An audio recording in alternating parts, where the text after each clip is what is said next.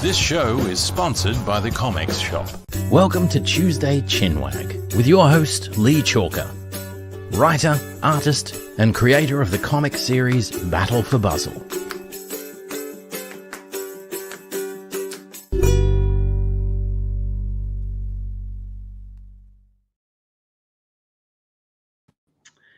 G'day, welcome to another episode of Tuesday Chinwag, and I do have to tell you I was a little bit surprised by that new introduction. It always sort of makes me feel like I'm a tad redundant introducing myself, but as the voice said, I'm Leigh Chalker and I'm the creator of Battle for Bustle, published through Comic Studios, and we're back for another episode of Tuesday Chinwag. So the best thing you can do is like and subscribe the channel, so that helps the algorithms and the tree and the community grow and gets more of this content out into the world, into the audiences.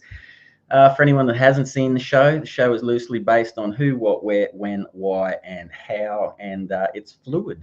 So I like fluid, I like chatting. That's what the Chinwag's about. So I'm going to stop myself there because we're going to do a lot of chatting tonight, because the next guest I've just had the pleasure of meeting, and I'm very excited about meeting him. He's got a very long resume that if no one knows who this man is, you're about to find out. So I welcome to the Chinwag family, Mr. Ben Hutchings. How are you, sir? Thank you. Great. Yeah, that's cool, man. I'm very happy that you're here. I'm glad we could organise it. Very grateful and very excited. I even had a shave for you, mate. So, thank you. That's all right. Fresh to go, streamlined. You know how it is. Mine on as a sign of respect. Oh yeah. Well, we do try Different and ways to show respect. Yeah, man. Well, that's cool because we do, try and maintain as much hair as we can in the show, and that's just due to my lack of it. So if you can bring the hair, then we're off to I've got all of it. Look at that, so much. Yeah, I'm very envious, man. I'm very envious, but this is how it is. So without further ado, I am going to rip in to our first and probably only, because it is fluid, Ben. So, look, let's push me out of the way and let's get on to who. Let's see if I can do this.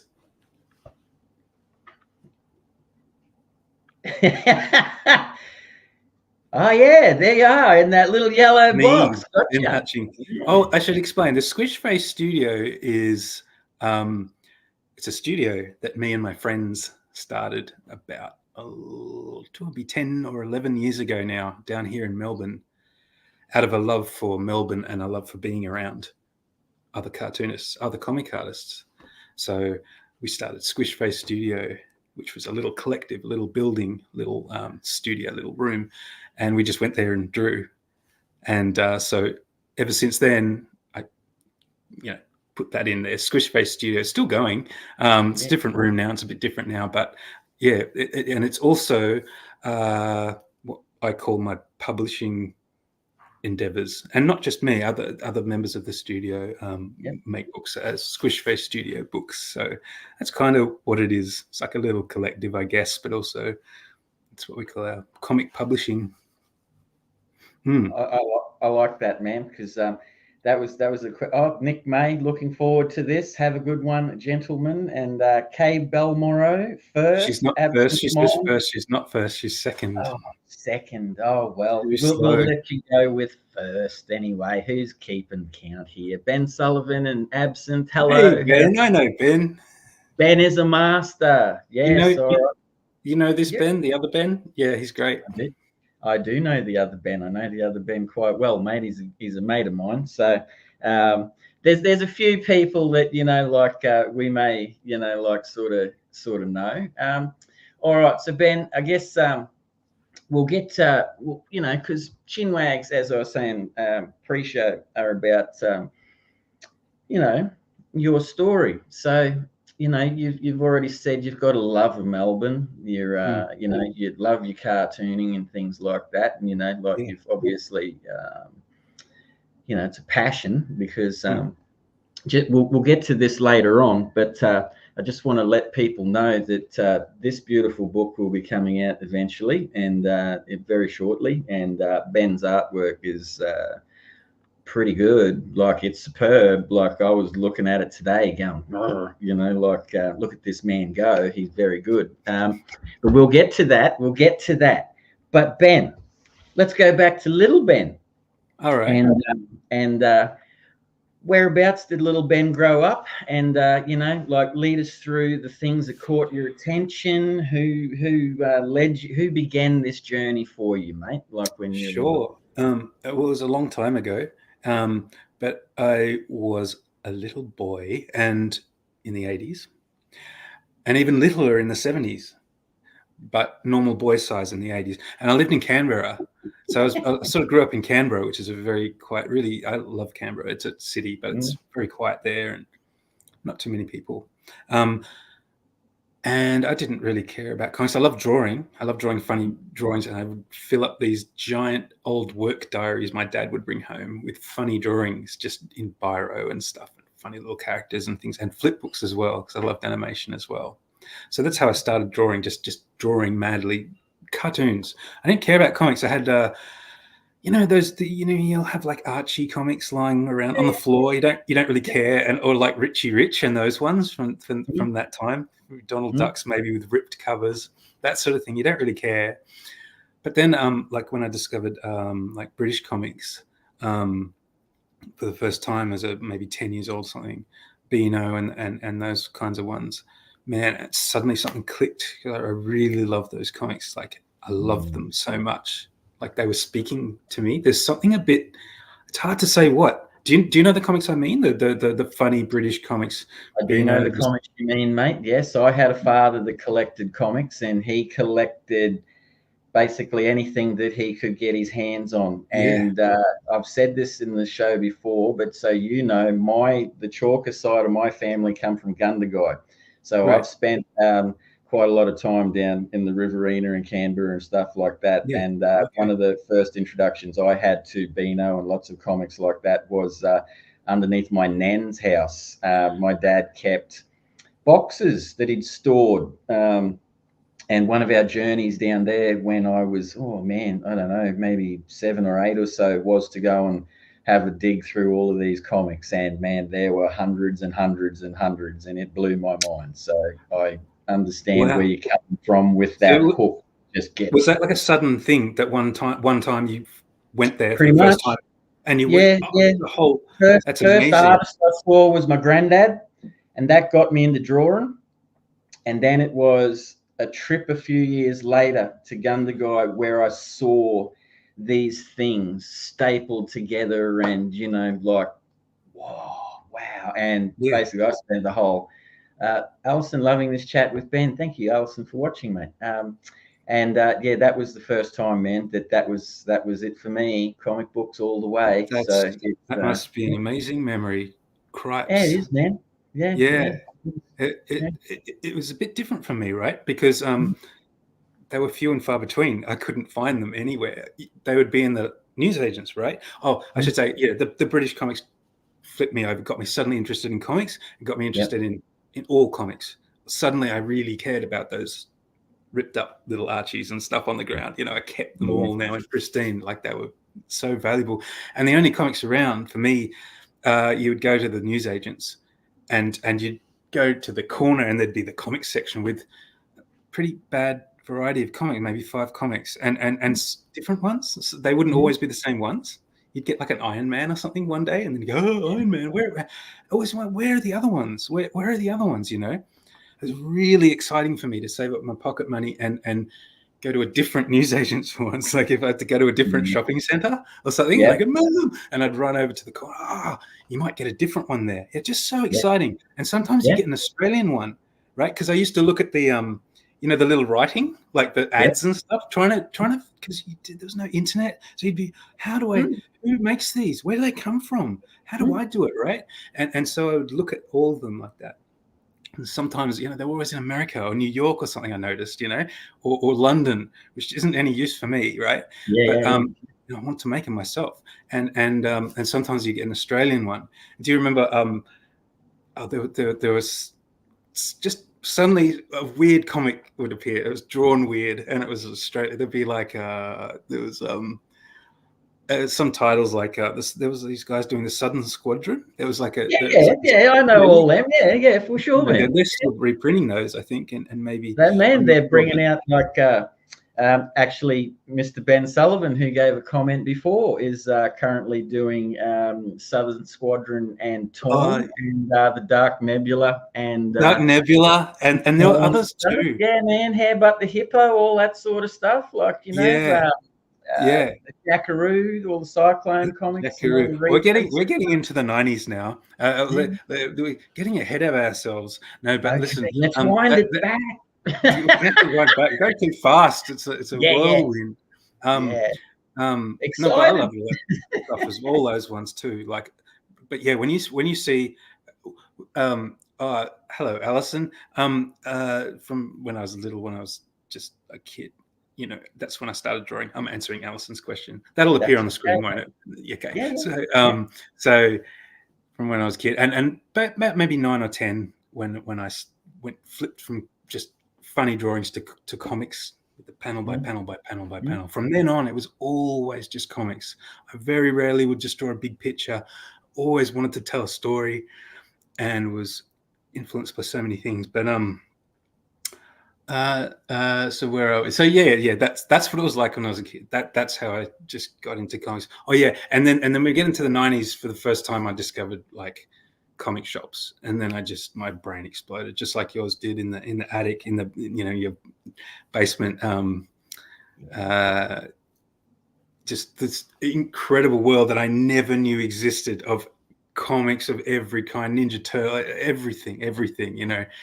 Ben, my brain explodes all the time, man. It exploded today when I saw that. So, like, I'm surprised I can talk to you, man, because like that just that rolled me. So it's like I love your enthusiasm, man. It's there's Neil Blandon. Good to hear from this new up and comer. Yeah, I know. Thanks, Neil. What a champion he is. Hope to join the ranks. Yeah. Rue says hi, Ben, from Ben Sullivan. Hi, Ruben. This is a very exciting and lifeful start to a Chinwag. I'm digging it. Like the energy's good. Like it's good vibration. Yeah. So when you were drawing like pickies and you came across these, like your comic books and that. Now, when you used to get, because I understand the frustration of being in a small town like Townsville. I used to have to ride my push bike all over the place, you know what I mean, to collect comic books, and different places had different like news agents and shopping centers. So I'm with you there. You'd go to this one because it sold that particular, like comic in here. So it was tricky to get the track down on these things. But you would have got into a bit of a rhythm and a routine with where things were available and stuff, I'm assuming, and you would have been. Did you get that vibe of like the Saturday of this month, maybe I can swindle mum's arm into taking me over to the west side, because I might be able to get a Hulk or something, like, did you have this little, manipulative comic collecting child's brain working at the time, man, like I did? Different. The ones that I liked were just regular, like Mad Magazine, which was always there. And I think there was something else. I think I would just get any Superman. I wasn't hooked on any one thing. So I was happy just to get everything. But Mad Magazine was the regular one, Australian Mad. Remember that? And so I don't know why I say remember that, as if you wouldn't remember that. But and sometimes it cracked, which is the slightly off version. But and I had a subscription to Beano, right? I got one from overseas. I must have been one of the only Aussies getting it sent over from the UK. But my thing was the really exciting thing was secondhand bookshops. We used to have this one that we'd go to, and it was this old rickety building, and it was in Queanbeyan, and we'd rush up these narrow, creaky stairs to the top where this comic section was, and it was just in this one corner of this room. You get really good at knowing where the comic section or the humor section is, right? In secondhand bookshops, right? Or any shop, right? Where the fun stuff's going to be, and a zero in this bit, and you never knew what you're going to find. I found like Freak Brothers, Fat Freddy's Car. I still remember that as a kid getting that. Wow, it's rude. It's got swearing in it. Has the SH word in it, you know, and it looks like it might be about drugs. Something's off about it, but it's really cool. Someone's making this, and the mystery as well. Like, who the hell makes this? I never imagined it was like some hippies in the 60s making this, right? But there it is, you know, it's like nothing else. And then some 50s comics, maybe in a glass cab, some old 50s comics, and you never knew what you're going to see. As well as the cool humor books, which were often full of cartoonists you've never heard of, and some amazing art and stuff like that. And that was really exciting. So like secondhand bookshops were exciting. Still are. I still get that. Still get that thing that draws you. You know exactly where the humor section is, where the comics are going to be. There's a box. Yep, sure enough, there's a box. Go through the box. You know, that was the other thing. Yeah. Secondhand bookshops and book fairs and things like that. So I would do that and spend every day. And then later on, the comic shop. I spent all my money there. This was now in probably high school, where I spent every dollar that pocket money on these trips out to Impact Records, which is now Impact Comics, but Impact Records in Canberra. And you know what's really weird? I'll just interject you for a tick. Had Mel Briggs on last week. Yes, I saw. Yes. There you go. So you're talking about Impact Records and stuff. So, hey, everything's connected, isn't it? It's a beautiful thing. Yeah. Mind-blowing stuff. I forgot to talk about actual comics that are making them, right? You can talk about anything you like, Ben. This is your talk, man. I just get excited, man. Like, because comics are my thing too. So, like I said to you before, when I sit, Tuesday nights, like I don't get to talk to many people about this sort of stuff, man. So, that's why I relish my Tuesday nights, because I can really sink my teeth into, like the thing that, well, I guess I'm obviously very passionate about it, like you, and it's given me something of a like a bit of a line and a path to pursue, through life and stuff. And I enjoy meeting people. So, man, you go ahead and you tell us anything you like, mate. I am all ears. Well, it was going to be during the comic discoveries and all that, and running around and buying every comic I could find, was figuring out how to make them as well. That was a big deal, like, because I love drawing and so on, and wanted to make them, and had to figure out how I can make comics like the ones on the shelf, and discovered the photocopier. And in high school, as did many other kids my age all around Australia, in other cities, with just independently, zine makers, comic makers, that they all seem to just at some point they've got to get their stuff out, so the photocopier is the way to do it, right? And I started in that way, drawing comics as well. And so I was drawing comics, and I didn't even know what kind I wanted to do. I wanted to do funny ones, but I also wanted to do cool adventures like the ones I was reading. I wanted to do Superman. I wanted to do just make my own. Who knows? It was all so cool, everything from the Freak Brothers to superhero Batman, all of it was so cool and so cool that I would do anything. I'd draw any comic. Never could decide what, but I kind of fell into the funny ones mostly. I think I take to them the best, But as for Impact Comics, one day I was in there, and I'd been making my little photocopied ones in high school, just stapling them, and they're just funny, weird ones I drew in biro and stuff like that.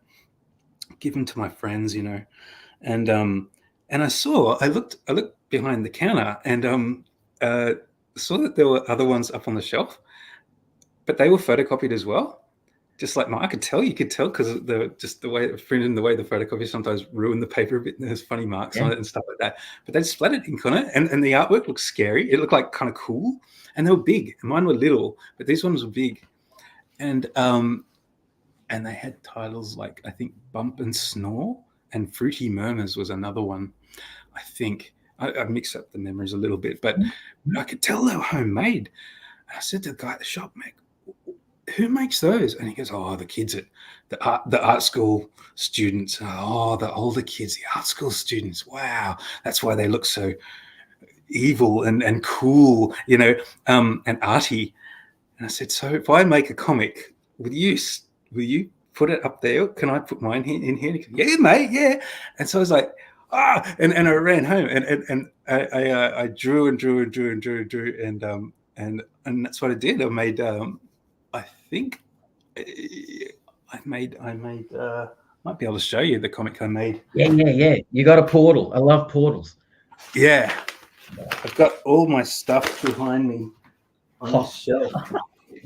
This isn't the actual comic. This is a collection of the comic. But I made my first ever one, and it's called You Stink and I Don't.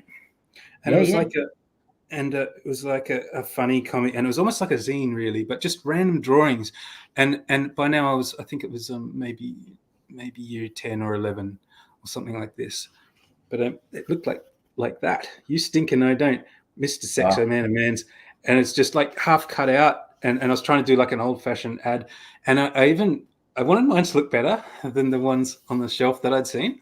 So I went to the printer and paid him like hundreds of bucks just to put one extra color because it was pre-digital. So I said, I'll print it with black and white, but with a skin tone on the front, so mine would look more professional, and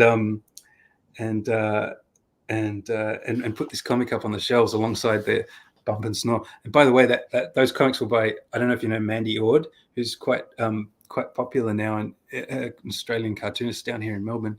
But she was one of the first cartoonists I ever made contact with in letters and praising each other's comics, and we're friends and stuff. So but she's got a lot of stuff out now. But yeah, mate.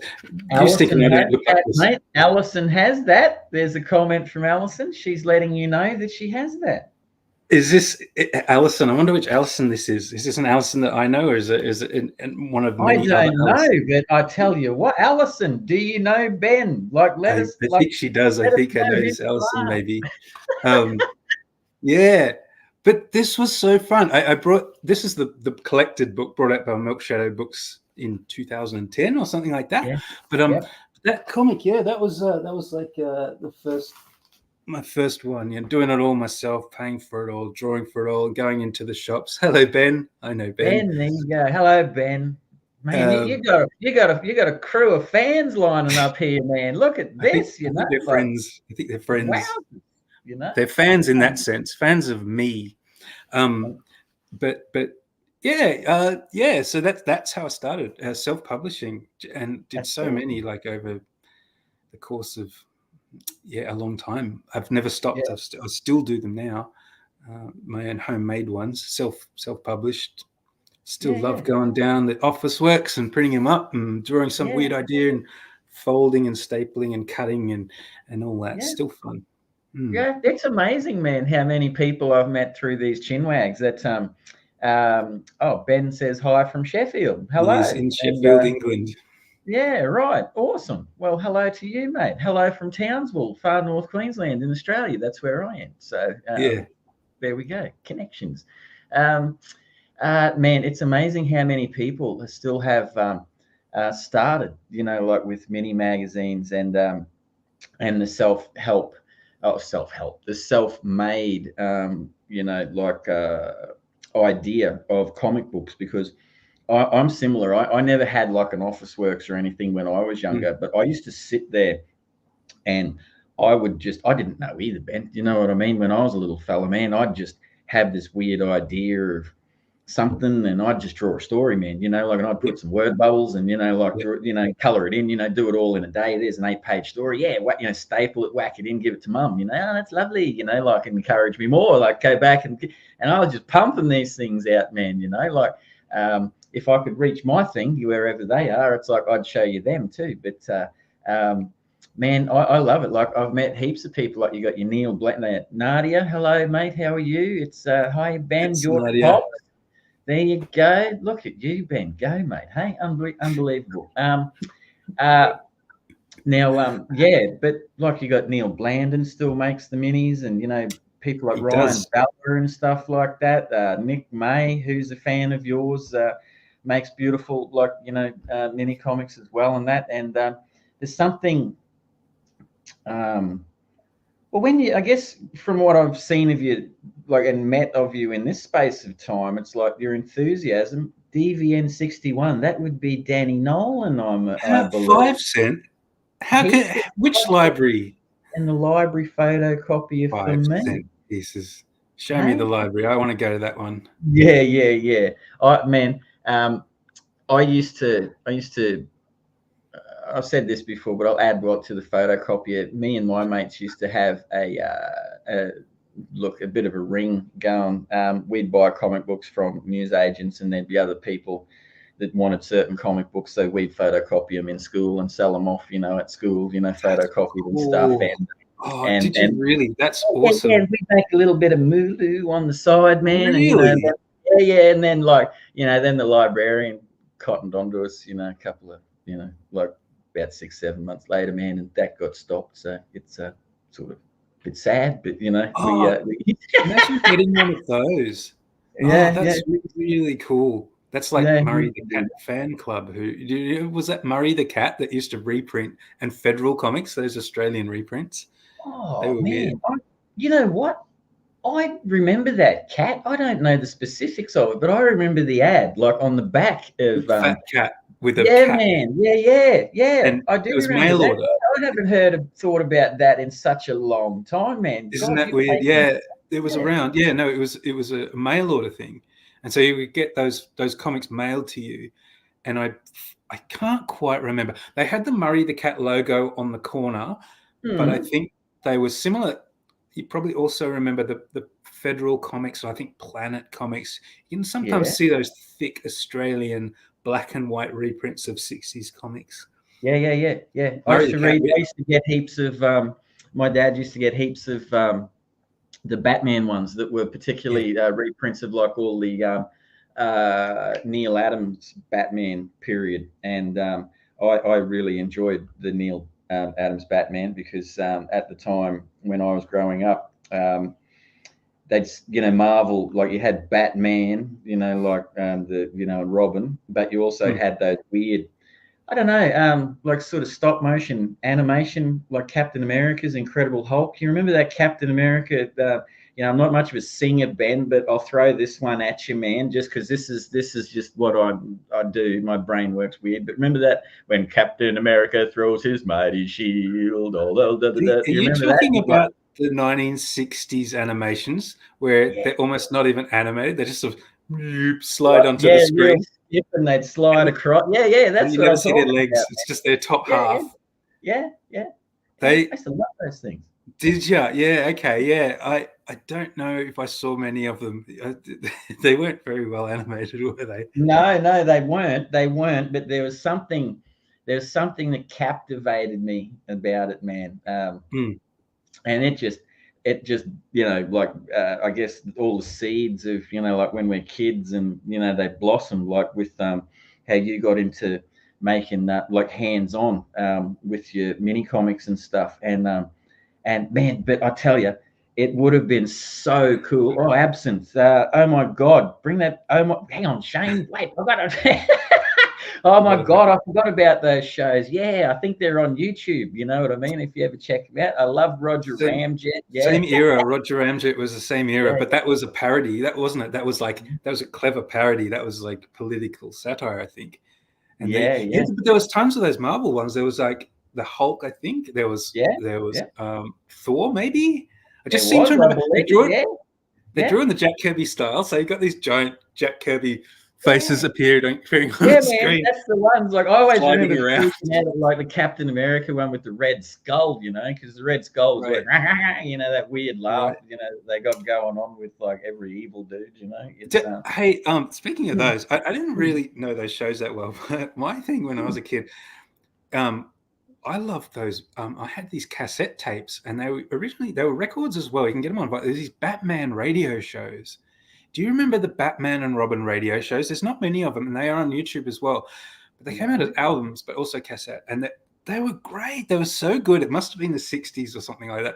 But I listened to them so many times. It was Batman and Robin. The Adventures of Batman and Robin had a weird variation of the TV theme. So kind of cool, funky, but not the TV one. But it had the same kind of... that sort of thing. And then it'd be... I loved them. I loved the voices and everything. Say, Robin, blah, blah, blah, blah. Jeepers, Bruce, like this sort of thing.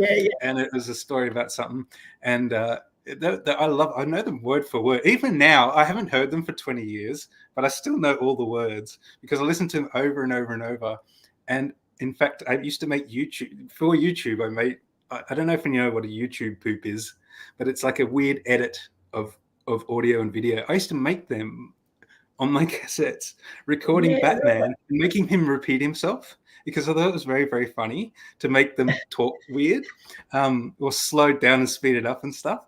What was the point of that? I don't think there was a point. I just remember, you made me remember. Fluidity of Chinwag, mate. You know? Yeah, and every episode ended with them laughing. Someone was like, hey, holy moly, and then they'd all go,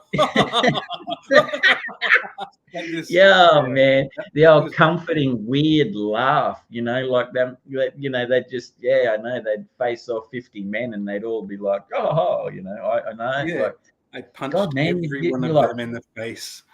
I did, I'm tired of this, like violence, let's wander off and have a laugh, but man, I haven't thought about a lot of that stuff in ages, man, so I love Chinwags too, man, because it brings me back to good memories, and people that listen to it, and later on, jogs their memory and they go back and look at things. But one of the advantages of YouTube is now with so much on there, man, is I'm pretty sure that over the next week there might be a chance next time you're on YouTube you might type in one of these things and just have a look, because I'll probably do that tomorrow as well in my spare time. I'll be like, what was that thing Ben was talking about? But, man, your enthusiasm already is humming with me, and with the vibrancy, obviously, as when you're a kid and doing your own comics and just you sound to me like a real ideas dude. You would have been just gushing ideas and trying to draw, or probably couldn't keep up with yourself as much as you were having ideas and things and had heaps of stuff happening, you would have been a busy fella from the sounds of it, What do you remember, the initial, when you took that beautiful book that you went to the printers and you got the skin colored cover so you could, make it look a bit better than everyone else that was behind the counter? Do you remember your initial enthusiasm when you were walking into that shop, man, and here it is, what was that like, man? But fear though, and nervous, not completely pleasant. I remember opening the box when you get your comic that you make, and you open that box, and it's still, everyone who makes comics can relate to this. This is the feeling of getting the box, and slitting it open and opening it and getting the bubble wrap off and picking up that and smelling it is the first thing you do. I thought I was the only one that smelled comic books, man. Yeah. No, that's real unless I can smell that sucker. Look at it, you smell it. And you don't care if it stinks. Sometimes they stink. It's weird. But and you just go, and then you flip through it maybe, and then you hold them, and it's great, isn't it? But I always got this thing where I think it was when I'd get the comic and I would have the box. No, it was taking. I think it was when I was taking the art to the shop or getting the box. I'd get suddenly really nervous that I'd get hit by a car and die before I would get the comic onto the shelves. And this weird sort of wouldn't it be really bad if you got hit by a car now? And every time I do a comic, I get that, taking the comic out is you get it onto the shelves, and then you can get hit by a car after that. I don't think anyone wants to get hit by a car, but man, there's almost do you still feel that now? If you're walking a comic book in somewhere. Oh, here we go. Kay Belmorrow has a comment for anyone listening that can't see the screen. And it was, I was only allowed to have Tintin comics as a kid. I can't understand why. I feel like Yeah. I missed out on lots of other comics growing up in the 80s and 90s. Well, She certainly did. yes. But it could be worse than Tintin. That's one of the best ones, right? Like I Mm, love mm. Tintin so much. Yeah, yeah, But yeah, that's strict, isn't it? yeah. Only Oh, Tintin. man, there's a lot of funny stories about how different parents over time and schools and things like that, like Oh yeah, we're okay with some things, not with others, yeah, yeah, like, I think yeah, everyone, that's part of everyone's journey, isn't it? But I mean, yeah. no, I mean, if you miss something now, I mean, God, the amount of reprints you can get, and I know. Yeah, you can find anything you want, but any comic's beautiful. And you're right, Tintin has lasted forever, and yeah, like there's a reason for that. So I mean, yeah, I give you a thumbs up for reading Tintin, because it's a pretty good yeah, place to start. Like yeah, of anything you get. yeah. It's very wholesome, wasn't it? And Mm, exciting. Lots happened. It was really mm, dynamic. He drew with yeah, little tiny frames, and had these strange rules that no other artists had. He would often have straight on views, straight on camera angles where you'd see the ground, and he'd be walking along down a corridor in Marlinspike or something, and yeah. everything was given the equal amount of detail. There's no fading out of things, no artistry in that sense, no abstractness at all. It's Mm, completely mm. literal and really nice. He had nice hands. He drew nice hands holding things, and Yeah, yeah, yeah. Now, did that attitude you've got right there about talking about like that, like what you just spoke about then?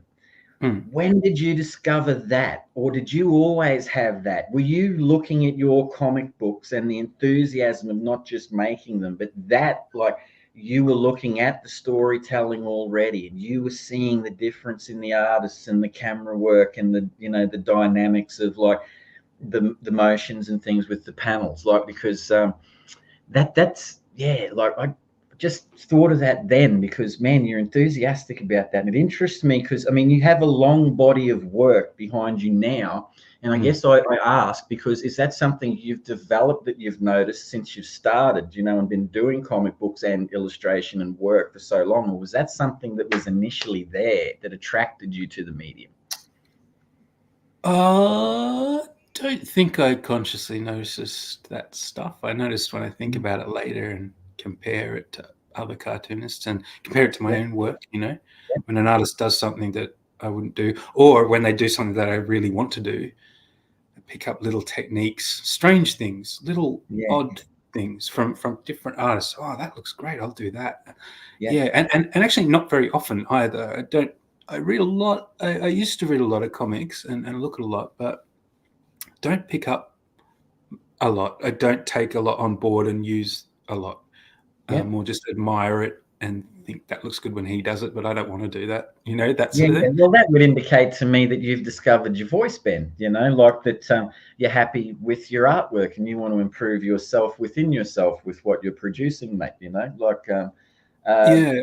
on a note with that, do you find that when you're doing a project that because I know as we all get older, like responsibilities become more prevalent and things like that, and we don't often get as much time as we used to when we were younger to Mm. appreciate like piles of comics like we used to and things. But Yeah. Yeah. do you find that when you're moving into a project and the ideas are flowing for things, that you read less and you focus more on you and what you're about to produce on into the work? I already hardly read anything. I've been like, honestly, since I was a lot younger, I kind of stopped having the input, right? Which I think you need input, and I think it'd Yeah. be good to be able to read a lot. You definitely should, and watch a lot of movies and read a lot of comics and books and everything, and look at a lot of art. You should do it as an artist. Yeah, but I just haven't. I just did it. I just stopped. I like making it so much, and something happened with my concentration Yeah. uh, some time ago in my life. Something snapped, and I no longer could concentrate on reading a book. It's not social media and that stuff. It's something that Mm. just happened at this point where I kind of stopped paying attention. Um, um, so I guess what was the question again?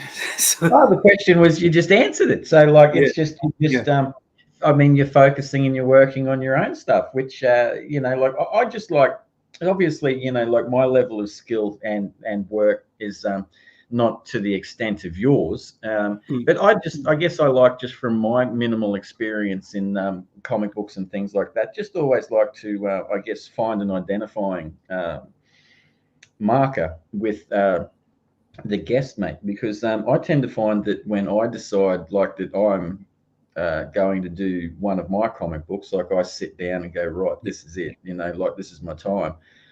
I don't tend to devour any exterior material at all, and I tend to go very inward. Alison, do you both hyper focus while drawing and lose time? Well, before Ben answers that, I may be able to answer this with what I'm talking about, Alison, because I go very inward with the project that I'm on, and what I am drawing. And I don't tend to take a lot of outside, I guess, input, influence, only what I know from what I've been as a kid, So I don't particularly take someone's, oh, I like that, or I like this, I like that. I just try things, man. I guess I like to be fluid, as well as, like in conversation and in life myself. And Alison, yes, I do, to answer that before I hand it over to Ben, I have found that my drawing is like a meditation. But then I study meditation, and I've been doing that for a fair while now. And I have found that my meditation that I practice has only increased my creativity and my focus into my drawing. So I guess it's double whammy that, and therefore my artwork seems to be a lot clearer, more detailed, and it's in a good place. So I'm happy with that, if that answers your question. But Ben, your turn to answer Alison's question, mate, about hyper focus. Yeah, she's talking about the zone. That's what everyone calls it, isn't it? The zone. I can get there with like washing dishes, right?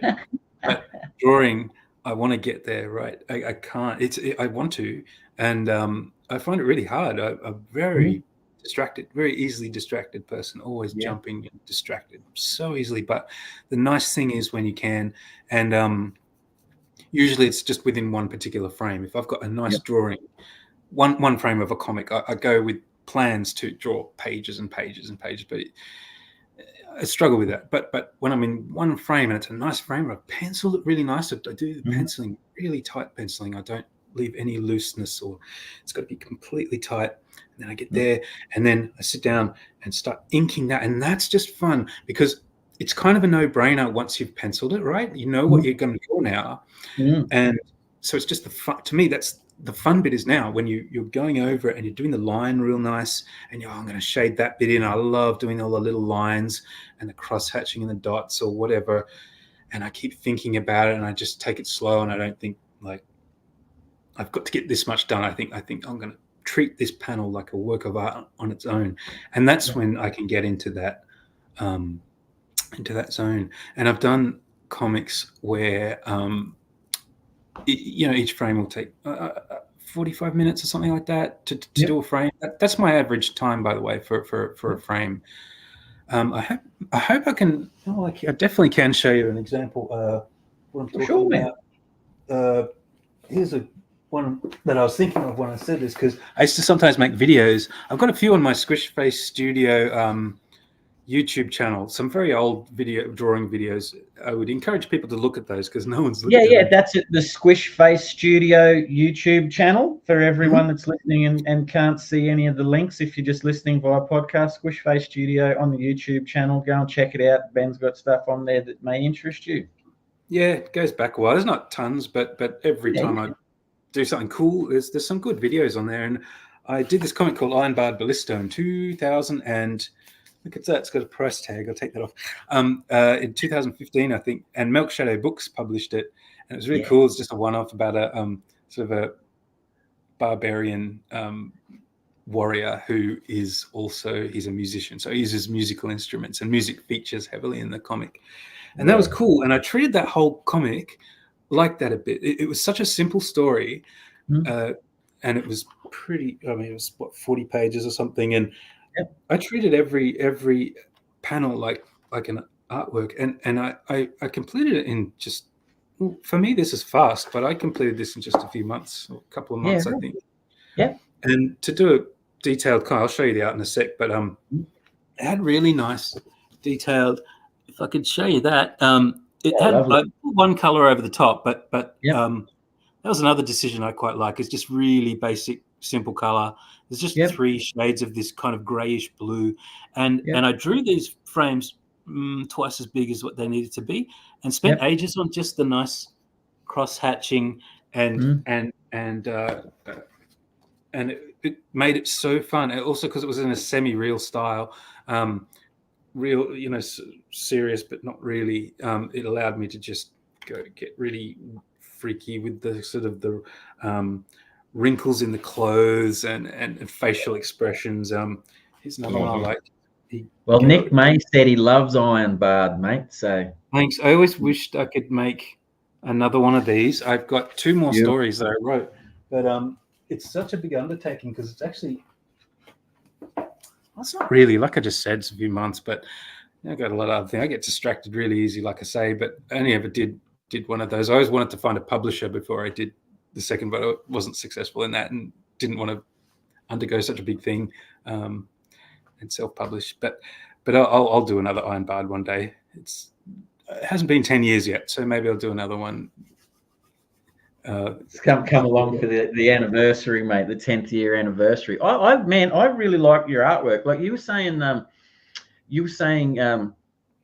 your inking is, I guess, like your meditational process, because you were just saying that you lay your pencils down really tight so you know what you're doing. And that just took me back to a Chinwag when I was talking to Dylan Naylor, because Dylan Naylor also tends to be that way. He was saying, if my memory serves me correctly, he does his pencils really tight, and then he finds that he can just let go in the inks, you know what I mean, like, and flow with it and just do his thing in that regard, man. And it's interesting that that you would both have that method, I guess, and probably being very different individuals. Don Ticchio, hello, mate. It's been a while. I hope you are well. Ben, where can Don find a copy of? Unfortunately, I sold the very last copy. That's it. I should do a reprint because it is a really good comic, and I should have. Yeah, I should. I'll have to reprint it. So. Oh, I should say, while we're on the subject of buying my comics, that if you want to see my stuff, all the stuff that's currently in print, you would go to the Squishface Studio Etsy. Etsy, the online market shop. So if you go to Etsy, you type Squishface Studio, you will find the Squishface Studio shop that features all my titles, all the ones that are currently in print. And I've got plans to print most of the things that I've ever done, because a lot of it's out of print. So it all takes lots of time. All of it does. So if you're watching, you should bookmark the Squishface Studio Etsy. But yeah, when I do another Iron Bard and reprint that guy, it'll go up there, of course. That's awesome, man. Look at all the people that are reaching out to you and telling you that your stuff's awesome, man. That's nice. A cool community, like it's all these enthusiastic, friends and fans and stuff like that. I do enjoy when people share their love for the media, man, and the person that's the guest. It's cool, man. With your like, you got Iron Bard and you got like things that are happening there. Do you tend to find, like, because you seem like I'm coming to your new book a little later on, but I'm really interested, like, because I like how people's brains work, Ben. I know that may seem strange. Like, I'm not really like like I don't think I'm odd. I just like I find creative people in general have the most interesting outlook on life. You tend to you see little details in things that other people miss, and with your body of work, there's obviously a big spectrum of things, and you were noticing things obviously when you're a kid. Now, what I'm getting to, and people will follow this later on, is as we go through your career, and you've shown us Bard, and you've shown us these earlier works that like you did when you're a kid, and you're still enthusiastic about things. Man, to look at you from me, look at what you've put down here, and having gotten that book today and sat down and looked at it, man, you have like such a wide range and varied interest, like it's like a broad spectrum, man. And that when you choose to do something,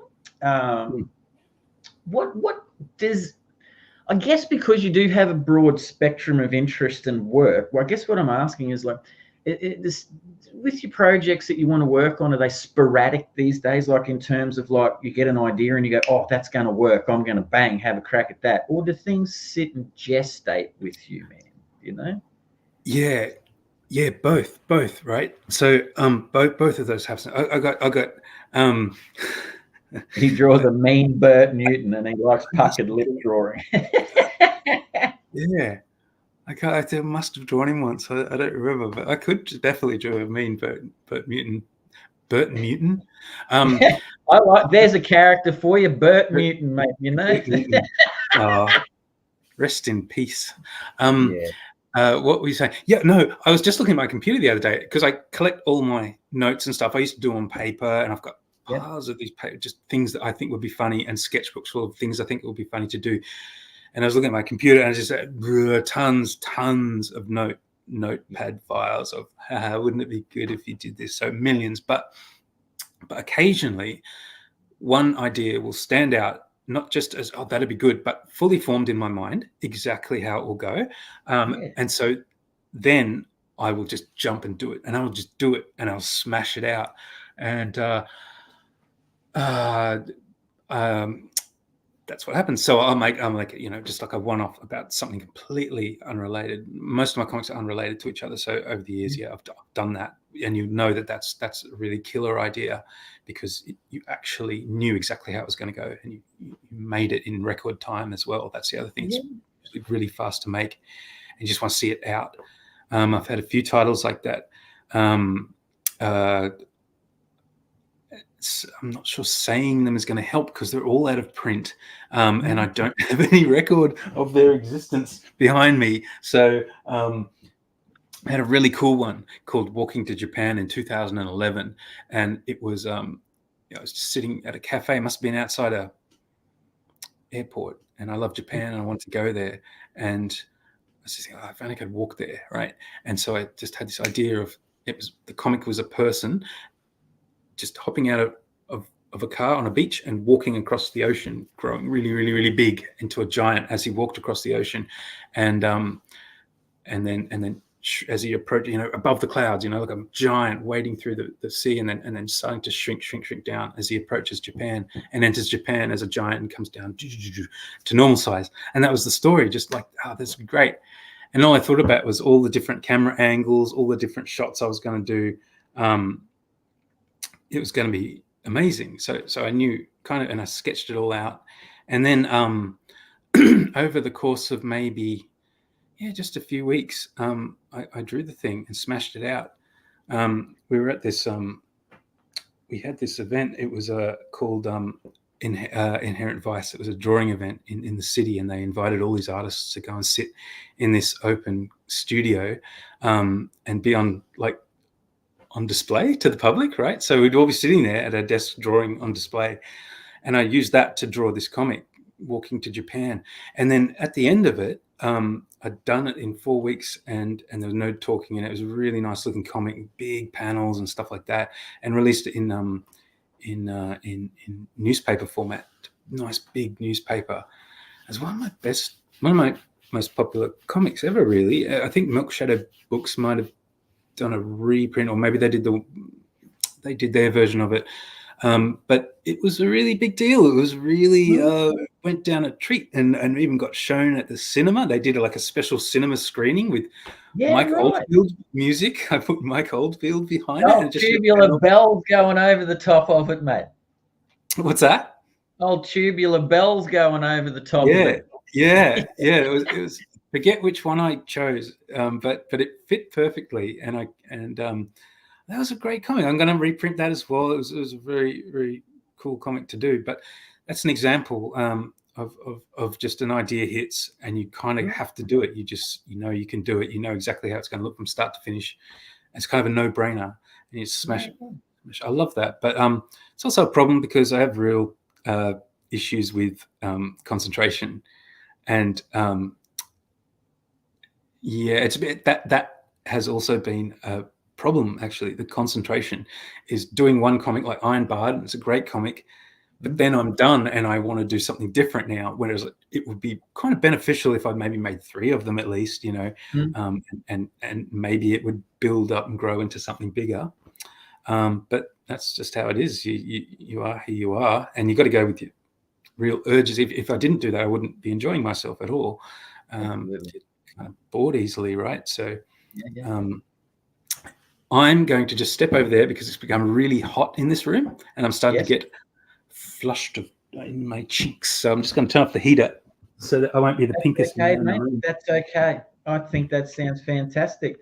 Now we have Sianche Dorsha just coming in now. So sorry if I'm repeating, but have you ever come close to quitting? And if so, how did you get through it? Well, for Sianchi, I do hope I pronounced your name correctly. I apologize if I did not. That's a lovely question because I think all creators would at points, have those feelings. So, Ben, have you ever, mate? And what pushed you through it? Not exactly. I've definitely got those. I know the mood that you're talking about, right? And I have had that. I've had that. That frustrate. Absolutely, I have. I mean, all the time, like as far back as I can remember. But it's never led to I'm going to give up because I have all these ideas I want to do, and I have plans to quit comics after maybe a couple more graphic novels or something, or I'll do a few more things, and then I'm going to. There's so many other things I want to do, like games, animation, oil painting. I want to learn how to do oil painting. There's too many things. Like life's just not long enough, right? To all these fun things I want to do. But so I've never thought of quitting comics, but I've definitely had that mood that I know you're talking about, which is like, well, no one cares. But I've had that so many times, especially. Yeah, I bet. I mean, comics can be one of the the most thankless art form I can think of, I reckon. Apart from maybe acting might be up there. There must be a bunch, but comics, the rewards are not big for the amount of work. I've got to say, like, I love them. So for me, that's all I want to do. But there's definitely been those times. After doing You Stink and I Don't back in the 90s, throughout the 90s into the 2000s, especially around the early 2000s was when, this is 20 years ago, but I do remember that time because I had been doing self-published comics now for almost 10 years, right? So early 2000s, and spending so much money to go to comic conventions like Supernova and all the other ones. I was in Canberra, so I was traveling far. That's expensive, traveling far all over to go to any comic thing I could get my hands on. I just wanted to go to all of them and try and sell my comics there.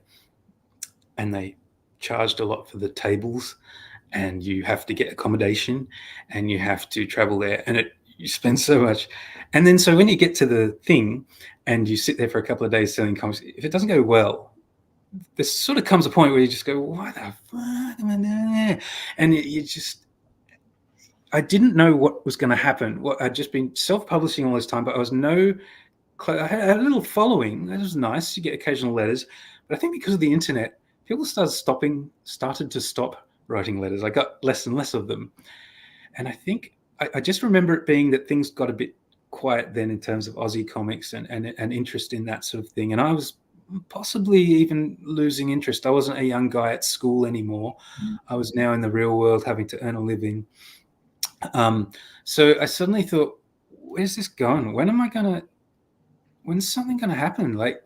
And I noticed other people who I'd never heard of, or people I knew had just started, were getting success in other areas in comics, but not me.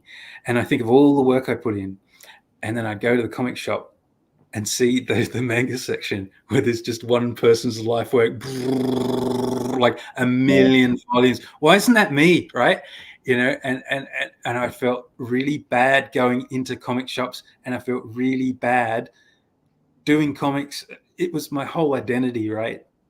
And I'd failed at it, right? I felt like I was a failure because I'd put so much work in for no reward, no recognition or anything.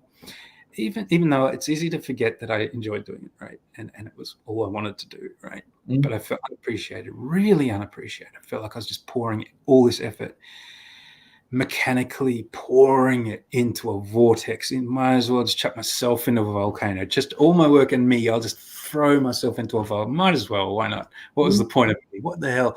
I was thinking like that, fully. Horrible feeling. And well, this isn't really the lesson you should learn, but I did have a success after that. I suddenly got picked up. A guy had noticed my comics. An old workmate named Anthony O'Connor, who I used to work with in Sydney, and he liked my little You Stink and I Don't comic, and he was now the editor of Picture Magazine, which is a men's magazine. It's one of those ones you go into the 7-Eleven, petrol station, and there's those two. There's Picture Magazine and People Magazine. Yeah. No, yeah. I was around for those, mate. I remember them. And he said, I work for them now. I'm a writer for them, and I've got an idea for a comic. You want to draw it, right? He says, it's called Tales from the Pub, and what it is, people write in with a funny story, and I will introduce the story, and we'll tell it in comic form.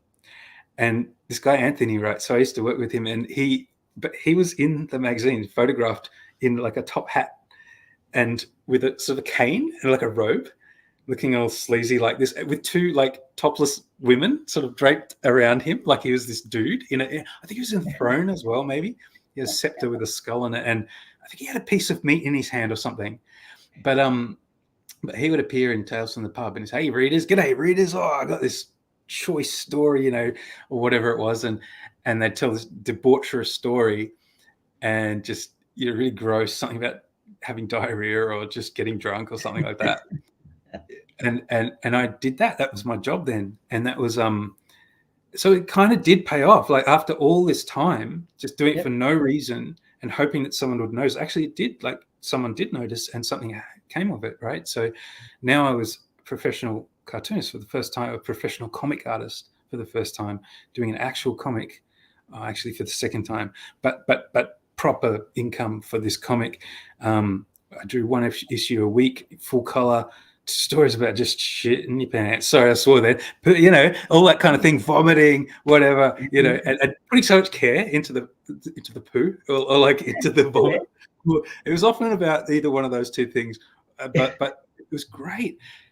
And it was the early 2000s, so that was the time when you could actually like rent and like afford rent and be happy renting and like get by on not much money. So a few $100 a week plus a bit extra work, and I could live. And I tell you what, I was stoked to get that job. It was one of the best jobs I ever had. But you're asking about the brain and how we think, right? Yeah, I should have appreciated that a lot more than I did. I was still, I'm not exactly doing exactly what I want to exactly do, right?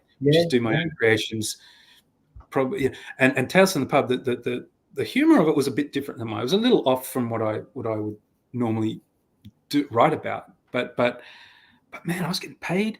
I was getting seen by so many people for the first time ever, seen by this huge audience, right? I don't know how many people, a lot of people, and I read Picture Magazine. I'm pretty willing to bet, Ben, that 3/4 of far north Queensland probably were reading that at the time, man. So I think so, right? Everywhere. Yeah, I think so. I think that's true. And it was popular. It ran for a long time as well. And I was really on it.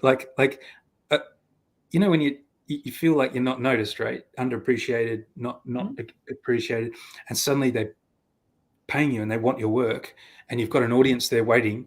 It's like stepping out on stage in a way, like you know, you've been practicing your whole life, and now you step out. Now you got to perform and show them what you can do, right? So I just did my absolute best, man. I made it the funniest comic. I drew my own things. I'm not sure where you could see it now. I think I had them all up on Facebook at one point. They're probably all gone. But again, I'll probably do a Kickstarter book or something like that, because there's so much work. I did it for 11 years, right? And 501 episodes, I believe, 501 episodes of Tales from the Pub every week for Picture Magazine. And I was really proud of it. I think I was one of very few Australian artists making a living from comics at the time, because I was also getting paid to do a thing in a spin-off magazine, a spin-off picture spin-off magazine. So I was getting paid for those two and doing okay, like being able to pay rent and eat food. I was really, really proud of that, actually, at the time. That would have been early, before 2010, around 2006, 7 maybe. What's the point of that story? She was asking if I ever want to quit. If you'd ever want to quit, and what was it that when you'd had those moments, what was it that dragged you out personally? Here we go. Just coming in now. Yeah. Sorry if I'm repeating, but have you ever come close to quitting? And if so, how did you get through it? Yeah. So, well, like I say, again, I didn't ever want to quit. Being in the pits of absolute self-doubt, thinking this is a waste of time, that doesn't draw me out of it. I still want to see these ideas of mine come out. I just want to.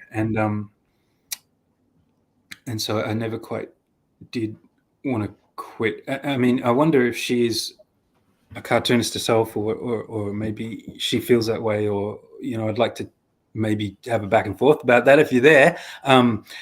Feel free to the lady who said that comment in, if you would like. Ben's here, and you feel free to keep adding your comments, mate, and we'll get through them for you. So we'll see if we can help you out. I just have that feeling of hope all the time. Like, I've seen what you can do, what a person can do with a pen is amazing to me. Like, what one of the first inspirational things was discovering Japanese manga, and when I was kind of a kid, and going from Superman, etc., those color comics and all that stuff, to just seeing these little manga volumes that were tiny little volumes that are similar to this. Actually, this artist here is a guy called Suge Yoshiharu, and he's a Japanese cartoonist. And this is probably not a great example because it's an early work of his. But look, here's a little frame of the kind of thing, the kind of book. You can see those reeds there, and there's a dead man who's just died there, and there's a little crying baby, and that starts this big story. He's a great artist, but I found one of the volumes of his work, and I was so amazed at the amount of detail in this tiny little book that it was really inspiring as to what you could do with a pen, what you can just do with a pen, the simplest instrument. Just makes lines with black ink on white paper, and you need nothing else. You don't need technology. You don't need anything. If you've got skill and a patience and imagination, you could tell an epic tale, right? And I felt that way, and I knew that I didn't have his skill at all, but it was possible, right? So you have that feeling of hope. I could do this. It may be really hard, and it may take a long time, but I could do something that cool. I could eventually. And if I really, really, really want to do it as soon as possible, I just need to go and do it all the time. And that's all it takes. It's a lot, but it's doable, right? It's possible. And so there's always that feeling of hope of you can make something really great. You just can. There's no reason why you can't. And I'm always excited about the future. And so I think I never quit because I just said, but what if I did that? This might suck. Someone might hate this. No one cares about that. But there's nothing saying that a future thing that I do can't be a phenomenon. There's no reason why not. You just never know. You can never predict that. I think you've got a beautiful attitude there, man. In fact, you're like for someone who thinks similar to you in terms of art and doing it. You seem quite spiritual to me, and you have a connection with your artwork in that regard. In terms of it is you, and you seem to be full of hope, which is a good way to live, and you seem to have a lot of faith in yourself and your creativity. I'm just going to stop myself talking there for a second, and we'll go back to that lady's she responded. Quick question. All right. So, yes, I am a cartoonist coming on 10 years of constant failing. And I often wish I would quit because it's so hard. But I keep trying because I want to see these projects finished so much. Well, that's the same thing, right? You want to see them finished. I don't know. I would also wonder what she meant by constant failing, like what she sets out to do that doesn't happen. Is it that people don't like your work, or you don't like it, or what? Because that matters a bit. Yeah, I don't know. Or maybe that person hasn't met their own expectations. But the funny part is sometimes, each individual sets their own expectations, but those people around you, like you've surpassed expectations. Because, like, to me, I think, look, man, to create something, the difficulty that goes into putting comic book and idea together and get it started, get it finished, get the cover worked out, what it's like. Just even that is an amazing accomplishment in itself.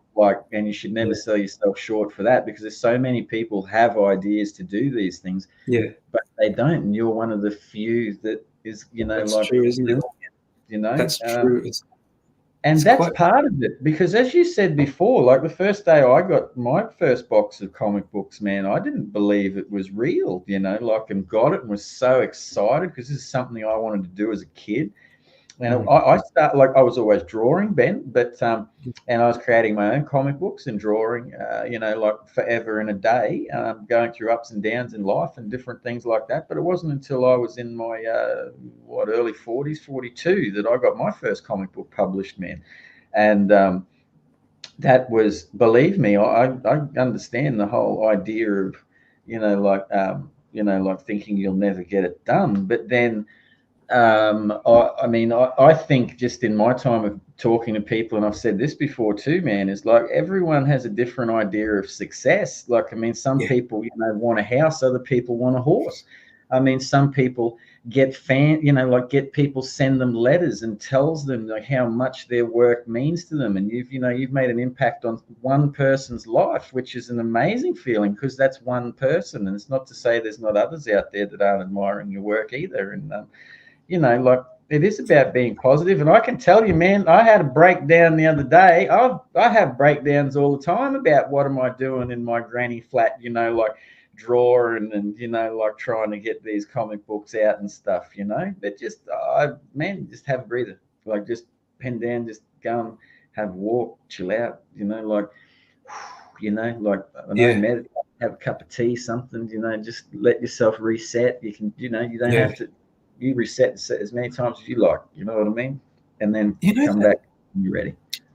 Yeah, and what you just said then, like that feeling she's talking about, the failure feeling and stuff, and I get so down. And I just start to add up and weigh up all the bad things and go, and this happened as well. Oh, and that other thing that was bad. And you make a little pile of bad things, and you're walking around with the bad thing feeling. Yeah. And then you just sort of go for a walk and you eat a nice piece of cake.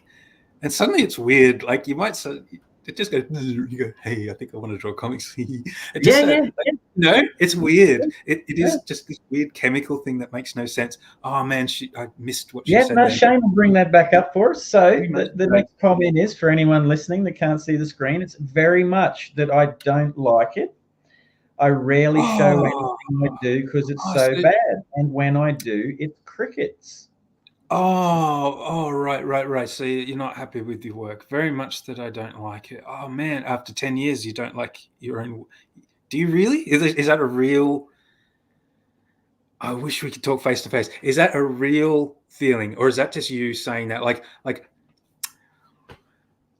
oh man, there's so many questions I want to ask because these are I mean, I'm lucky. I was told from a young age that I was good at drawing. I'm kind of really lucky than most people, and was able to just sort of lean into that and not try very hard for a long time and stuff. So I don't often have the feeling that feeling, but I definitely have doubts about everything I did with it, right? Like, and my life decisions, and my ways. Most of it is very unpopular. No one cares about it, man. I'm still like you. What can I say? What am I trying to say? It's hard to measure the value of something, and also who you show it to matters a lot as well. Today, I posted, I got 3 likes on Instagram. I got hardly any followers. I'm not. I got little successes here and there. But the amount of work that's just gone into the volcano, right? The amount that just hasn't been seen, the amount that was not appreciated is immense. And I don't know what to say about that, really. It doesn't make me want to quit. I want to talk to this lady properly and kind of, it's a real back and forth thing, isn't it? Like that's a big problem, that feeling. Would it be fair to say, and I don't want to put you on the spot, that if that individual wanted to reach out to you via your email or anything like that and chat to you about different things, that would be a possibility? Sure thing. Yeah, absolutely. Ben@hutcho.net anytime. Also, she's I tell you, to be honest with you, Ben, I'm that interested in and how you're feeling about that if I had the capabilities, and I don't know if Shane's capable of doing it in the background or organizing, or if that individual would like to, but I'd be very open to having that person join us on the show, to come in and have a yarn. Well, maybe some this time. Beg your pardon?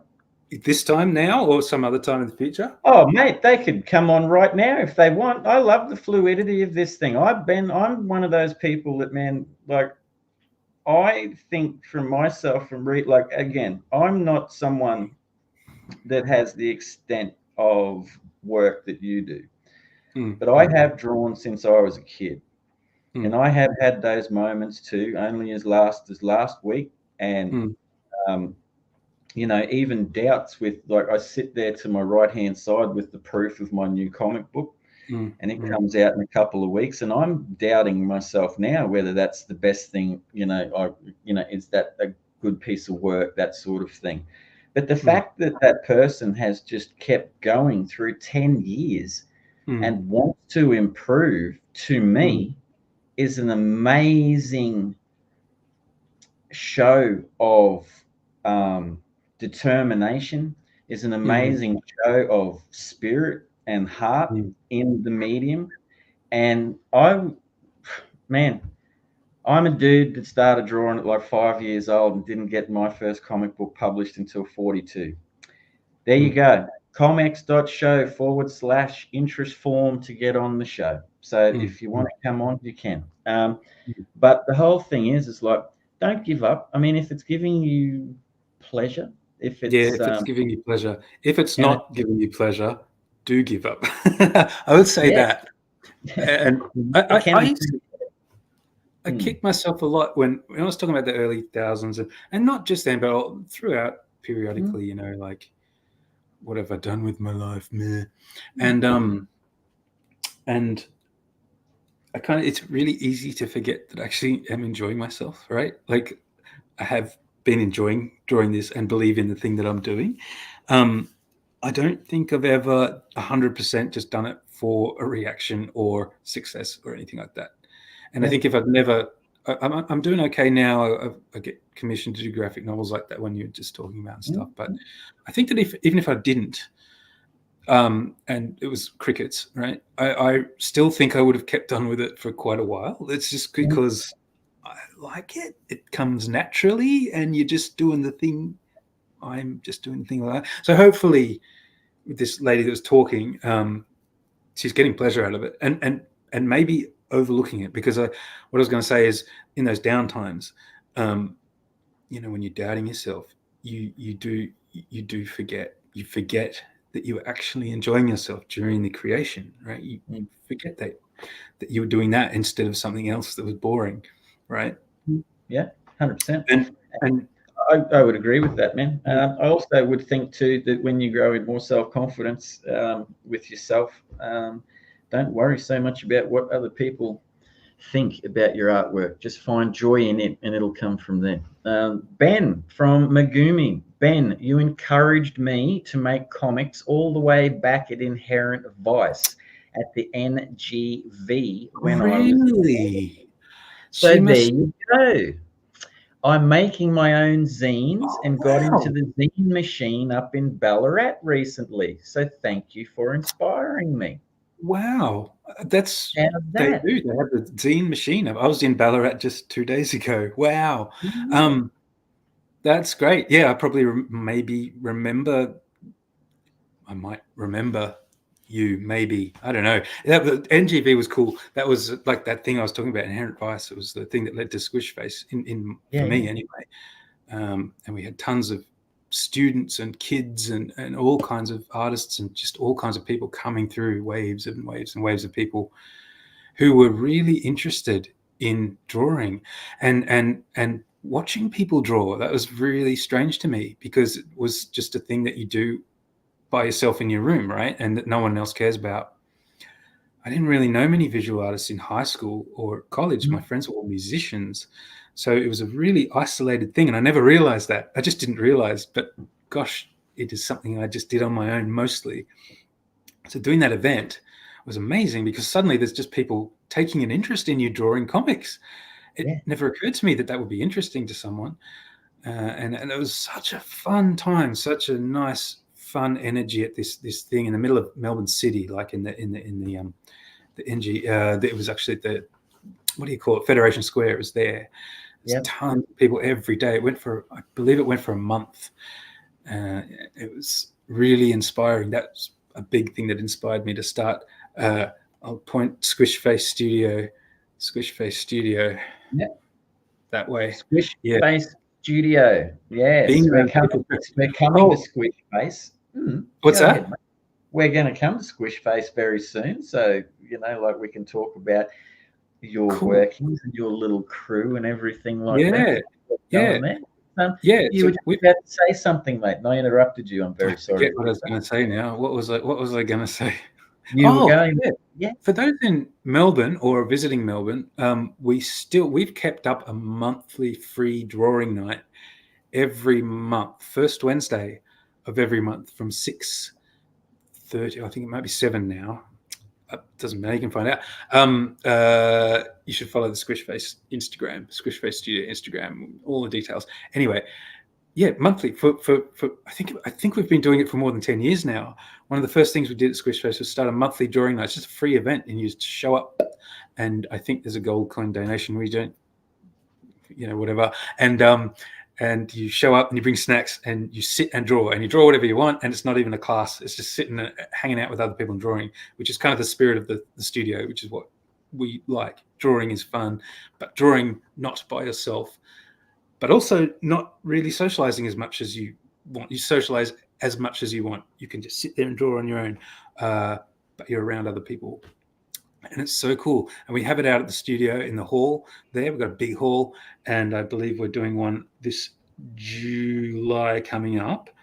And you have to check the date, check on this, it'll be the first Wednesday. It's great. It's a really good event. And that's where you have conversations about, I want to quit or whatever. That's where those sorts of conversations come up, and you have them with everyone in the room, and everyone commiserates, and everyone gives you great advice and drawing tips. And you get to know people, and there's new people, and there's experienced people, and there's people that never draw it in their life, and professional artists. It's a really cool event, and hopefully just keep going forever. But if you're in Melbourne or visiting, man, that to me, coming from a regional city in far north Queensland, far out, would be a dream, man. because I love the idea, obviously, of community for like comic books and artwork and stuff in general, the medium as a whole. And that's already from what you started, like going into what Squishface Studio is about, is something that would attract me if I was in Melbourne, to be around like-minded people and not feel that you were the only person, like at your table by yourself, because you do get a lot of thoughts, and sometimes overthinking can develop into negativity too. And Oh yeah. that's only natural. I mean, that's just how it is. But that's one thing. Like I see a similarity in the community feel that Squishface Studio is established or establishing ongoing. And even what like ComX is doing in the live stream fashion, you know what I mean? Because being from Townsville, and I mean, Australia is a giant like country, and just to be able to meet people, you know what I mean, is amazing, like, and just to pick up advice or see things, like you change and you talk, and it builds your confidence when you're with other people, and like when you're seeing other people develop, and you're like, oh, like you're doing awesome, like, and there's an enthusiasm and a vibe and stuff like that, and you feel proud for how each other's doing and things like that, man. I love that sort of stuff. Much. And the best thing when you're a kid, even like starting out, is just to meet that other friend, that one other friend who also likes to draw, right? Or the same stuff you do. And then you guys come up with the ideas and you do crazy stuff and great stuff. Yeah. Being around people, that energy is so important. Yeah. Being around people, obviously it's really, really important for artists. It is, man. And Nick May, sorry to interrupt, has got a comment up here, and he says, for those just listening, I took my 2 daughters to Squishface when they were quite young, and we got to draw on coasters with lots of people. So there you go. There's Nick Megumi. I'll have to visit the next one. Drawing around other people is so much more motivating than doing it alone sometimes. Well, Megumi, as Ben said, Squishface Studio on Instagram. We'll have the upcoming dates and stuff like that, and times, and keep an eye out. And July the 3rd. July the 3rd. But it's on every month. So we've got a meetup, the site meetup.com. You could do it through that, or you could just check out the the Instagram. And you don't need an Instagram account to look at Instagram. You can just go on the internet, Instagram.com, Squishface Studio. But yeah, definitely. I think people learn that when they come to the drawing night, they keep coming back. They really like it. Back in the old studio, we had this quite small room, and we'd hold it every month, and it would fill up. It would fill up with people. They didn't even get desk space a lot of the time. They turn up late and they'd be sitting like this, shoulder to shoulder, man, like sardines in this room, especially in winter, right? And we'd have to buy. We bought piles of clipboards, so that they could draw on a clipboard. And people loved it. They loved to draw just around other people. Like I say, it's not a class. It's just hanging out. Just hanging out, man. Just vibing. Just like just having fun. Like it's so like, nice. Yeah. Beautiful. That does sound beautiful to me, man. Like if I was down that way, I'd be there. You know what I mean? Like because it'd be cool as to hang out with people. Could you even do one in Townsville? I mean, every town city's got their artistic event. Well, you know what? This is for anyone. There's Squishface Studios Instagram sign hashtag thingy address that's there for you. I mean, I could possibly. It's really weird, Ben. That I had this conversation with a dude today, and I. Odd that came up this morning to a certain extent. There was like, we were talking about, man, there's no groups in Townsville. There's no like-minded people to even talk about, hang out for a few hours, talk about comic books, you know what I mean? Like with folks and stuff. And we were sort of saying, like, man, you could really set up an event, like just hanging out somewhere. And then suddenly you've just, could you set something up like that in Townsville? And you know what I mean? Like, there's probably a good chance that I could, Ben. And you know what? I think I might look into that, mate, and see what's out there, because that would be a really cool thing to do, man, and meet some people locally and stuff, because I know they're out there, but we're all shy. Yeah. We don't like coming out, mate. Everyone who comes to the drawing nights are shy. They start off really quiet, and then for some reason, about halfway through, someone will start talking, and then everyone will start talking, blah, blah, blah, blah. Or you'll get that one person who just never stops talking, blah, blah, blah, blah, and they're great. The people that never stop talking are the best for things like that, because they and everyone else goes and they all start as well. And I'm actually really shy myself, vibing that, man. It helps me. Cool. But you could do it. You just need a venue, any venue, community center. I bet you've got a community center. You've got something like that. Or I'll bet there's a cafe, a nice, cozy cafe somewhere in Townsville, and with a nice old lady who runs it. And you go, can I do this? And she'll go, oh, that'd be lovely. And you'll have a little room, and you'll do it every 2 weeks or something, and maybe just make it drawing or art or whatever it is. Nothing like it, man. Like being around other people is just this great. It's a free, natural thing. It's a break from online, break from isolation. Most of humankind know this to be a fact, but in our society, I think people did forget a little bit that you can't just be around your own family or your own two friends once a week. You've got to be around people. Got to get out. It's good mental health, mate. Mental, all that stuff. All of it, to get around people and vibe and stuff. With now, I like the sound of the Squishface studio thing. Now, just looking over the back of you there, mate, you seem to have an award on that top shelf. Yes. No, I certainly don't want to not point that out to people, because that's one of those great things that like someone that has, in comic books and comic arts Australia awards, or the Ledgers as they were once called, as a prestigious thing yet, mate. So tell us about that. What got you that, and like what year and stuff? 2014. Yep. And it was the platinum, the ultimate one.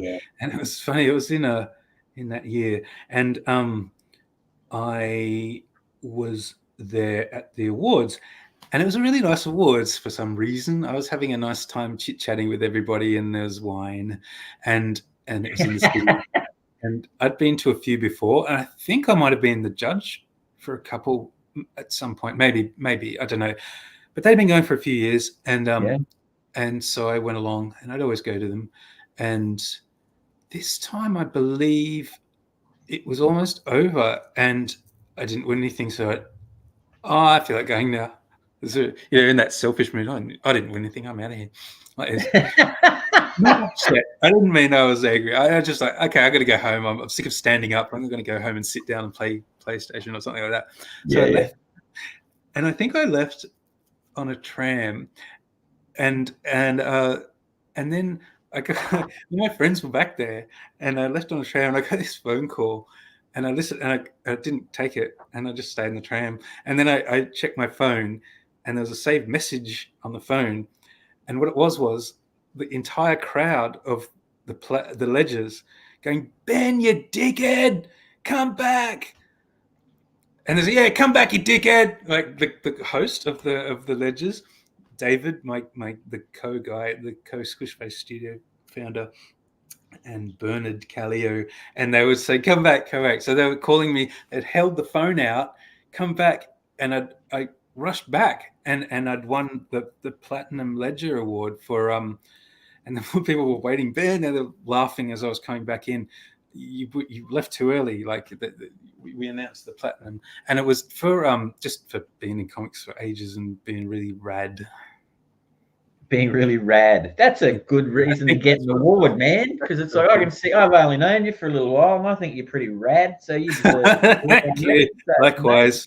Thank you. No, that's a lovely thing to get. I was looking at it before, like as we were talking, and I thought I must ask you about that. They're really nice. I don't think they're not called that anymore, right? Like there's a different one. They're the CAAA, the Comic Art Awards of Australia now, I believe, is the correct name for them. I'm not sure when they stopped being called the Ledgers, maybe a year or two back. Someone out in the audience may be able to clarify that for me. But I really like the Ledger Award. I like that it's this. I just like it. The shape, everything. It's just a classy little wooden thing. One of my friends, David, the guy I keep mentioning, he started Squishface with me. He won one in the year that they didn't manufacture the physical award. I think COVID or something. So that sucks. Poor I've got bugger. secret plans to build him one, but I don't know if it would work. Mate, it is called the CAAA, but the awards, I guess to show the awards are still called Ledgers. So okay, good. So yeah, good. They're good. And we had a few in Squishface. Different members of Squishface won different ledgers for different things over the years. Yeah. Who you got in Squishface, mate? Like, who are your other studio mates?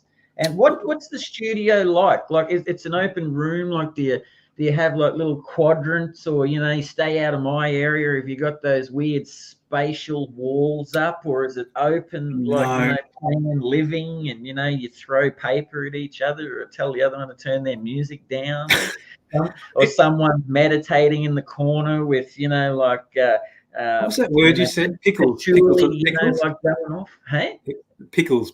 That was the word, wasn't it? Not that this is a bad subject at all. It's just that we haven't had that place for quite a while. It existed for 9 years, and it was just one open room with a big long table in the middle, and that turned out to be the ideal layout. And the walls looked like the walls behind you. Can you see your own walls? That was just plastered in the artwork of hundreds of people. Someone mentioned the coaster show, drawing on coasters. We used to have a coaster show there for our birthday, where the public would come in, everyone would just draw, and we'd stick these coasters on the walls, and they stayed there for years, as well as just random pictures, posters, whatever we thought. It was amazing, and just that was in itself really inspiring and really nice. So it had a beautiful, cozy atmosphere. It was tiny, but it was big enough to walk around. We had printers, risograph, photocopier, Gokko machines. We had it all. But unfortunately, that ended. We got kicked out. Someone bought the building, and since then we've sort of been drifting around a little bit. We had a space. Did you? I think I saw that you might have done a chinwag with Franz Candor. Is his name? No, I haven't. But he is someone that I'm trying to track down, line up, get in touch with to do that. So, yeah. So anyway, we shared a place with him. Put simply, cool. A giant big, and it wasn't great. We ran the drawing night. That was fine, but as a workspace, it was not quite right. It was really big, and it was in a bad area, far away, and not near anything. After a year, we got kicked out again, and then David Blumenstein is someone that you should maybe have one of these with a chinwag. He can tell you the Squishface thing from his point of view. He found a place in South Melbourne, and again, it's kind of out of the way a little bit. It's a nice area, but not much going on. And the room is very small. It's in a sort of church complex. It's a little small working space, quite nice, but very, very cozy, and it's not open to the public. It's not like on a shop front like the old Squishface was. Yeah, so that's what that place is like. And me, I've been very busy with my latest sort of projects and stuff that I've stepped away from the actual physical space a bit. I turn up to drawing nights. I host the drawing nights, but I don't kind of focus on Squishface Studio very much. I don't go in there a lot. And when I'm done with these things, I'll start visiting a bit more often and so on. Yeah, and someone mentioned it sounds like an amazing space. It was a really amazing space. Hopefully, I think. If you go, I'm going to point you to another URL. If you go to squishfacestudio.com, you can look in the archives, look in the photos, and see photos of the place and what it was. We haven't updated that site very much, but you'll see tons of photos of what it was like. on the Squishface Studio site. Yeah. Mm. 1 second. Keep talking, Ben. I'm right. I'm an egghead, and I'm an egghead, and didn't turn my power on for my computer. I was going to do that while we were talking at the start of the show, but I got too excited talking to you, and my little battery thing went, you need to charge up. So I just had to duck over there and do that. But I'm back now. You did it. Oh, that was quick. Yeah, All right. no, man. Look, hey, dude, I may be old, man, but I can be pretty quick. Get it done. I'm like super keen on what we're talking about here, man. I don't want to interrupt it. Like I'm vibing.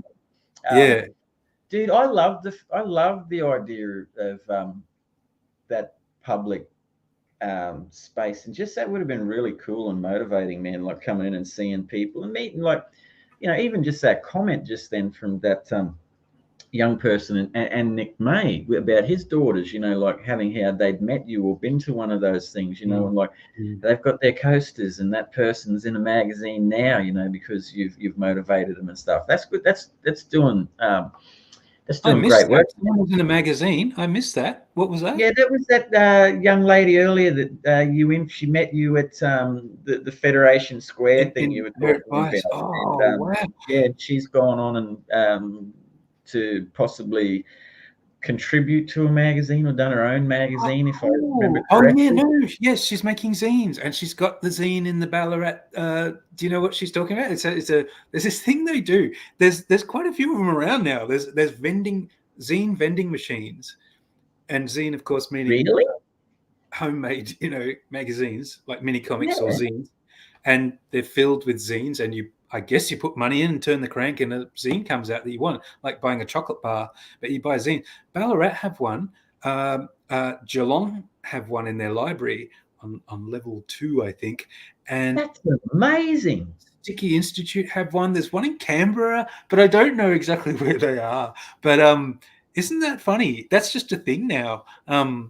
It's not a thing where I'm from. That's so cool. Like just I'm going to get a pack of chips. I'm going to get a mini mag. Like mini zine. The zine community is amazing. Like that's kind of not new, but over the past 20 years, it wasn't around.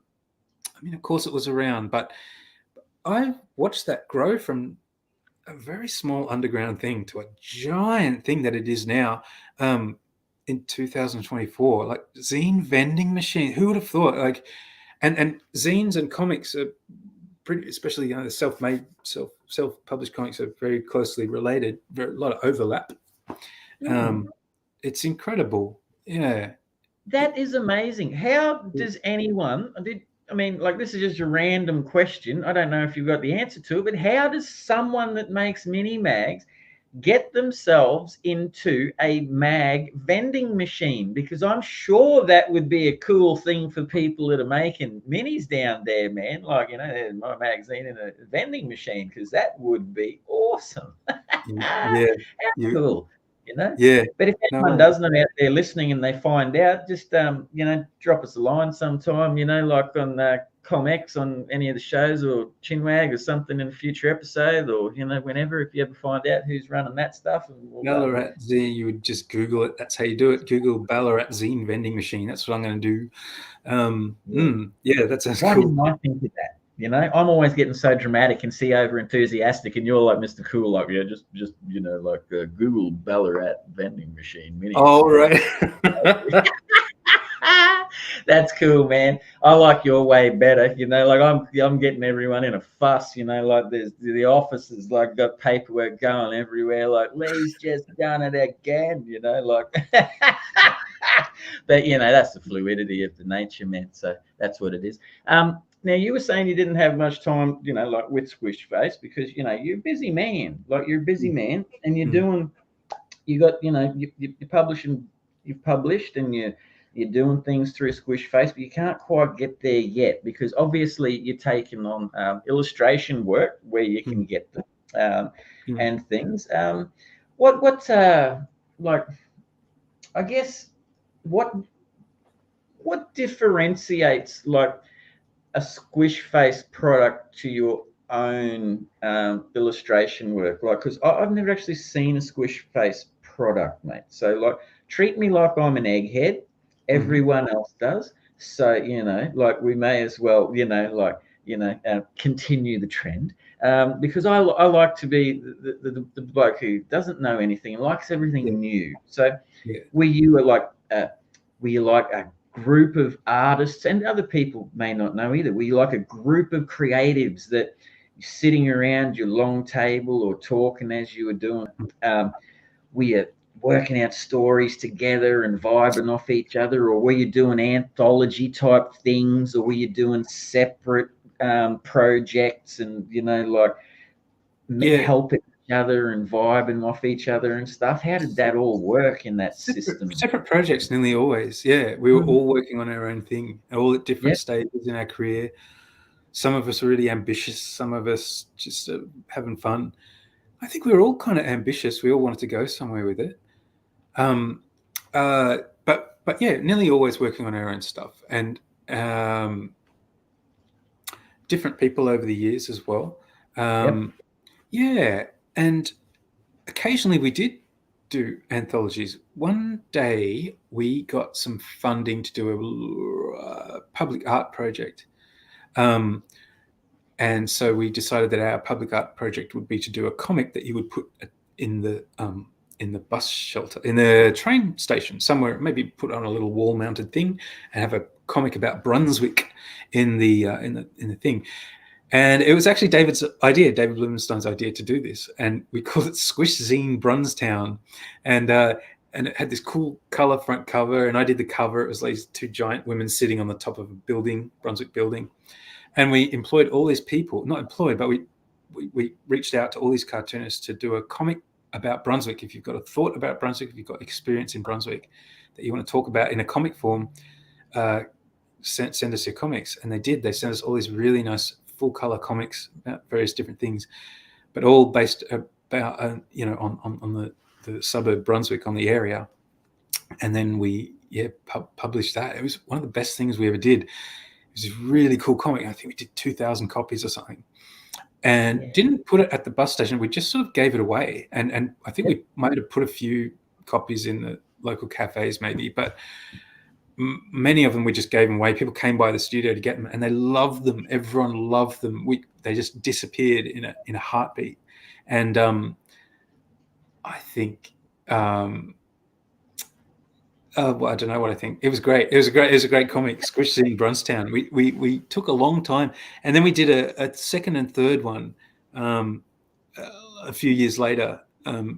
We sort of got sidetracked again, and then we should have done more of them, and we did a couple more stories about Brunswick. It's all it was. 3 issues of Squish Zine Brunstown, this free comic. It's really cool. I'm not sure. I might have. If you just give me a second. Yeah, man. Yeah, you dig into that portal, man. If you can find one. I might have one. If by chance I've grabbed one in this. Oh, look. Jess Parker. She's one of the long-term Squishface studio members, but she's great. She's in that room just there, I think. I lived with her, but she's a great cartoonist, and she was one of the ones who sat next to me, and like we went through the same struggles and stuff. Comic making is a struggle often. You find yourself frustrated, and things don't work out, and that sort of thing. So we had a great time. Here's another guy, Chris Gooch. He's world famous now. You know him? I have heard of Chris Gooch. I've never had the pleasure of meeting him, but I have heard of him. So I met him through. Look at that nice risograph blue printing. He this is probably some obscure thing that's disappeared now, but I met him through Squishface. He joined and was in there all the time, working so hard next to me and Jess and David, and he pumps out. He's so prolific. I don't see him much anymore, but he lives quite nearby. But I don't see him. You know, we're still in contact, I guess. But he went on to be really successful just as an as an alternative comic artist, like graphic novelist. He's amazing. That's another just one. This is Squish Zine Brunstown number 2. Look at that. It's a nice, cool picture of the back alleys of Brunswick. Cool. Brunswick's a really good place to draw. It's got a lot of character, and look at the inside printing was sort of 2-color risograph printing. That's Sarah Catherine Firth there, who just happened to show up. She was involved in that. She's you should talk to her sometime. Oh, look, there's an Ironbarred Ballisto story that I did for it.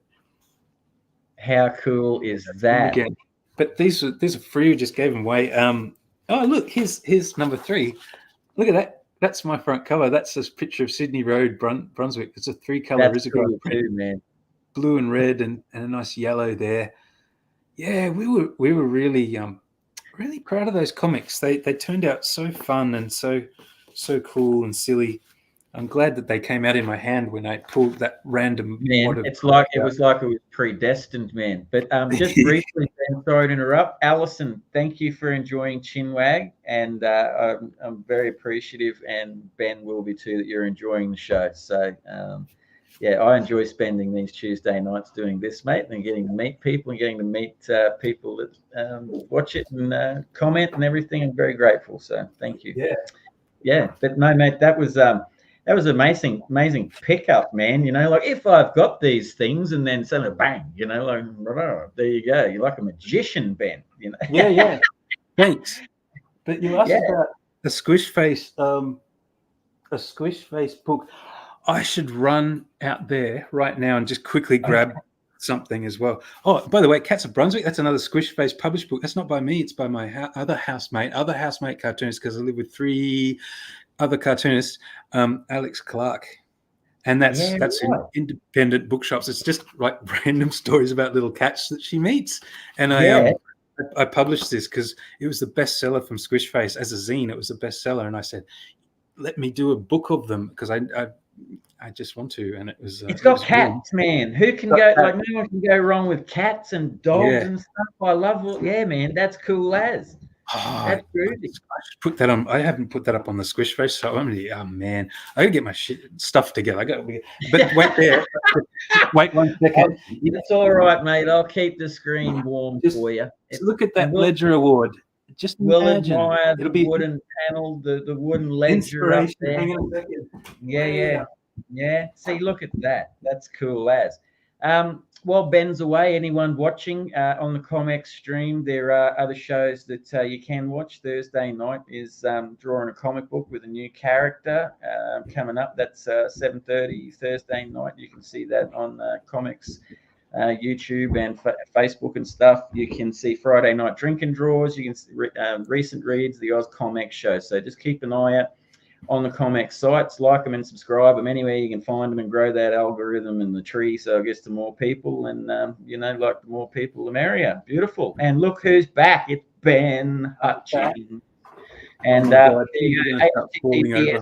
comex.show. That's where you want to go for that address right there. And it's back. All right, mate. So you won't go along. You won't go along. The front door, right, is just inside our front door. There's just, when you do comics, there's boxes and boxes of comics that you've got to hold on to for hopefully not the rest of your life. That's what the entrance to our house is like. It's just mainly mine. There's copies of these books. I just ran out there to get a couple. But Cats of Brunswick is one of them. That's a Squishface Studio book by Alex Clark. I put that around the place. It should be in my shop, so I'll put it up after this show, I promise, in the studio. This is my I'm going to put that off, because you were asking, I'll talk about that in a sec. You were asking about anthologies and the Squishface book. This one here, David came up with this. He put this together. This is a Squish book. This is kind of his baby as well, like Squishy in Brunstown. And this is an anthology, and this is a good example of Squishface. I'm not sure if most of the people in this were Squishface Studio artists, but it's got me and David and a bunch of other people, and it's filled with comics and stuff like that. But also mainly it's about the art of drawing comics, right? What's involved and how to think and how you can do it and stuff like that. And it's for young kids, right? So filled with comics, but also sort of little segments and features on drawing exercises and why you would draw comics and just really quite random stuff. It's very funny. He edited this and wrote this and thought it up and put it all together. And he's been going around Australia, really, doing all kinds of events. Again, you can find out about them through the Instagram. But the next one will be in Canberra. Not the next one, but one of them coming up will be in Canberra on the 19th of July, I think.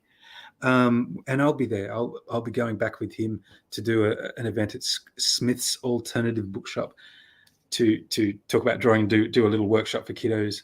But David's been doing tons of them, and that's a Squishface book. That's a Squishface book. So that's cool. Yeah. So do check out. Nick May got it, because Nick May just put a comment up while you were talking saying Squish book is cool, man. Like, we got this. Good. So he might have one. Yeah, that's really cool. Yeah, it is a good book. It's really interesting. It's an interesting book. So that's one of the ones that we've got out. It's a Squishface Studio publication, I think. Yeah, no, that's awesome, man. Teaching kids, like, and young people to, like, just the thoughts and the processes of drawing and stuff by people who do. Man, it's a beautiful thing, and it's a really cool concept. So he's going hardcore, traveling all around. I'm going with him a lot of the time to sit at different book festivals and zine fairs and book fairs and blah blah blah blah blah, and random events at libraries and that sort of thing. So if you visit our Instagram and you'll find out when he's coming to town, because he probably is coming to your town at some point. Another one, when you said, I was saying I've been really busy. This is a Squishface Studio book. This is by me. Yep. It's very different than you thinking. It's a kid's book. I'll just put it on my shoulder like a parrot, and it's about a little girl who shrinks. That's Minnie Mel riding around on the back of a cat, and that was the concept I had in my brain. I thought I got to write a story about these guys, and it's a long time ago, but it took me a long time. And I wrote this nice, huge 111-page epic story, and it's full color. It's the full color book, and that's one of my best ever creations. I think I'm the most proud of that. It's just really cute and it's funny, and it's not rude or anything. It's for young kids. I love and it's about Canberra. Like, it's set in Canberra. It's not about, it's set in Canberra, so it has a lot of Canberran themes, which you would know if you're from there. You would recognize some of the places. So I was really proud of that book. And how long did it take you to do that? You said it was a big one for you, fully colored and everything, and you said it took you a while. So what were you thinking there? You would have been in between other projects and coming back to that? It was always way down the list on priorities for some reason. It should have been at the top, but it was not. And so the first concept I had for it was in like 2003, and the book came in 2019. So the first sketch I ever did of those characters was 2003. So I actually got moving on it and got serious about finishing it. It would have just been maybe a year or something. It was a long time even so. But to do one of those books, to do that book, it was if I just sat and did it and nothing else, I could probably knock it out. It would still take a few months for sure. Yep. It would absolutely take half a year at least. As it is, I'm doing everything else, earning a living and stuff. So it's the slowest thing ever. But the reason I'm not going to Squishface much is because I've done number one. Number one did really well. It was one of my best sort of successful things. I just self-promoted it, like with all the zines and stuff, taking it to the shops myself by hand in a bag. I'd turn up and say, I'm Ben, look at this book. Do you want to stock this book? And just doing that all around Melbourne. So it's been that side of comics is huge, like completely separate from drawing. You know this, you would know this from doing your own comic, right? Like getting it out there is killer. It's more work than drawing, wouldn't you say? Like it's... I suffer that's the double-edged sword of it, isn't it, man? Do you know what I mean? Like, you want to stay at home and you do the drawing, but then you got to have that sales face on, mate, like where you got to try and do everything you can to promote it and get it out there and get people interested and sell it and convince people and have your blurbs and have, like, you got, it's an all-encompassing craft, mate. Is comic creating, Some are better at it than others. I'm never been great at it. I don't have a big following online either, and I hate online. I don't like it. I'm not good at it, and so even if I do promote something brilliantly, there's not that many people going to see it. But anyway, I tried to sell this book. I tried to get a publisher for a long time. I've couldn't get one, so I just did it myself, right? Yep. It took a long time, but amazingly, through a different. Oh, do I need to rush out there again? I think I do. I think I'm You going to. can if you want to, mate. It's all good. I don't need to. I'm just going to tell you this big long story. I in 2019. So when I left off, I was talking about in my career, right? It was Tales from the Pub, right? And I did that for 11 years, and that ended. And then there were a few years where I was desperate. I couldn't get work at all. I was really poor and really struggling, and was in between. I didn't know what to do. Was hardly making any money. And at one point, these people contacted me out of the blue, these scientists, and they were interesting and unusual, very much into science, very much into microbiology. I could tell, really passionate about it. And they had an idea. They'd done some books. Kids' books about bacteria and so on, and wanted to move into graphic novels. And they were trying to find someone to draw their graphic novel for them. And I believe they asked Sam Warman, who I'm not sure if you're familiar with that name. No, I'm not. He's an extremely good political cartoonist down here in Melbourne. He said, that's not really for me, but Ben will do it, right? And he didn't say that he didn't know that. He said, try Ben, right? That's what he said. And they came to me and said, oh, could you do this? We're doing a comic. Here's what I'm talking about, like it's going to be about dysentery, right? And it's going to be about all the germs and all of the biological warfare going on and stuff like this.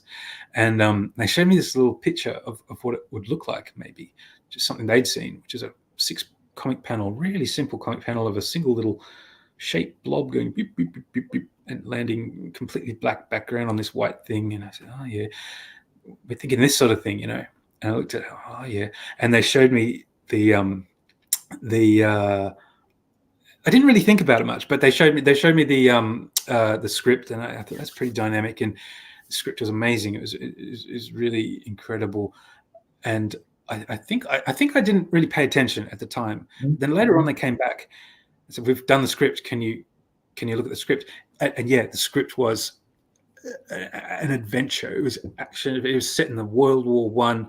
It was all this stuff happening. It was so dense, really dense. And these sprawling scenes of like gut bacteria done on microscopic level, but also humans. Zoom out, and there's humans and soldiers and all kinds of detail. And I said, oh, you guys want this to be like 32 pages, but this has to be at least double that. It has to be. I'm not going to be able to draw this if you keep it that small. There's too much, even the words alone, right? Because often people don't realize, how much a comic fills to get across the information, right? Yeah. And it was written by a prolific children's author called Ailsa Wilde. So there was a lot of people working on it, but I was going to be the artist, and I took it on, and I had all this input, tons of input into how they should sort of write it and how it should go and stuff like that, like directing almost. I think that maybe like, it's like the script, a movie script, and the director, because I'm making the visuals, right? So yep. Sort of thought a little bit, I wouldn't say director, like it was written, the story had to go a certain way, but I was thinking of in terms of the flow of it and stuff like that, angles and stuff. But I was not envisioning it like black, a little tiny thing like bleh.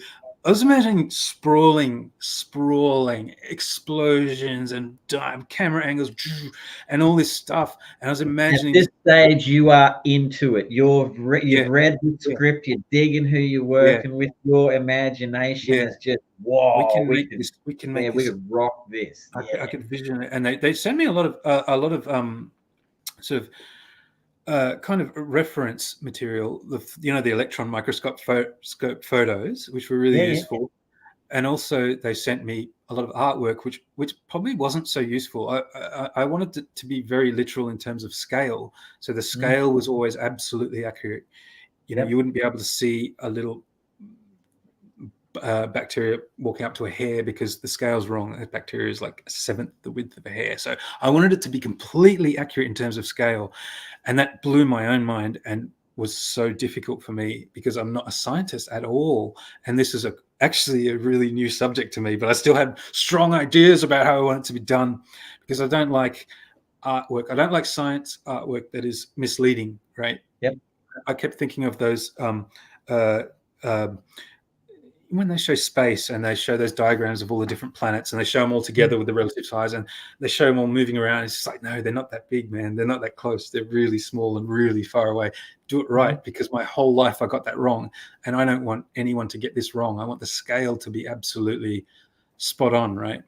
Yeah. But anyway, the Invisible War, that was what it was called, the Invisible War, and it was, that's my front cover there, and it's an okay cover. I admit the design's all right, it's fine, but yeah, it was like this amazing black and white drawing experience. I'd say I enjoyed it.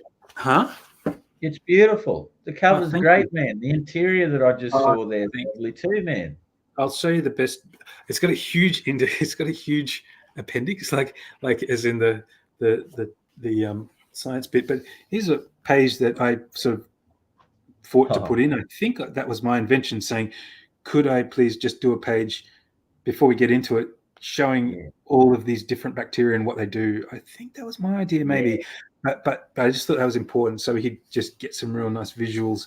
And they do look like that. This is what they look like. Literally, they look like this. These little guys, all these different ones. And I was drawing that, and they're all in mucus. That stuff there is mucus. And so this story is amazing because it's called The Invisible War, because it's about dysentery. It's about how the body fights invading, sickness and stuff, and all the different ways it does it on a microscopic level, showing it like a war, like a battle, but also zooms out to the human level and shows the real, the war, the battle, the fighting with how people were fighting each other with guns and killing each other and dying.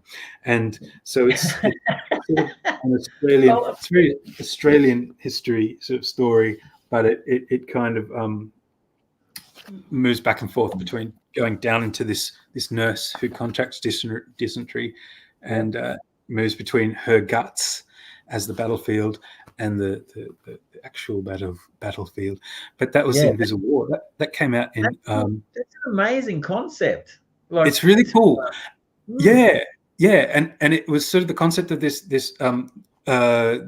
these guys. Scale Free Network is the name of the publisher, these creators, and they've got a pretty big team, I guess. It's like there's about 5 of us working on it, but that came out in 2019 and won tons of awards and stuff. It did really well. It won like 7 awards, or maybe at least like nominations and things, and just covered in stickers. There's only 2 on that one, but there's heaps because you run out of stickers, right? So when you win, they send you stickers to put on your own book, right? That's really cool. But so that did well, and I've even got I should pull these out because it got published all over the world, right? Yeah. It got published in Egypt. That's my camera. Whoops. It got published Man down. Hopefully it's okay. Yeah, my room's filled with stuff. That's the Egyptian version. That's the Egyptian cool. Invisible War. Exactly the same book, but that's unreal, man. How did it feel to have it translated into another language, man? Really good, but that didn't stop there. Here's the Korean version. That's a little version. Yeah. And isn't that not? Well, isn't that nice? Like they just picked a slightly different background. They did their own. That's why I was a bit down on my own design when I saw the other designs. They're a little nicer, a bit more refined, nicer color. But that looks good, doesn't it? And it's a thick little book, and it just looks good. And there it is in Korean and Australian. Cool. It's hard to get this published in a lot of places. The only hurdle with it is it's a very Australian story. So I think that's one thing, but it's got broad appeal because it's all about science, all about World War I, blah, blah, blah. But check out the American version. That's not translated. That's just the American edition. So they got a nice, cool logo there, and it's got a nice hardcover. I believe the appendix. That's cool too, yeah. Well, they've done that Flash, haven't they? You know, like and I think they shrunk the appendix a bit, but I like that. That's a really nice small version of it. Created by Bryony Barr and Dr. Gregory Crocetti. I still don't know how to pronounce his name because I don't say it out loud enough. But he came up with the concept. Bryony and him, I think, worked together for the general sort of direction of the story. And then Ailsa Wilde is the author who wrote all the words and how it all works.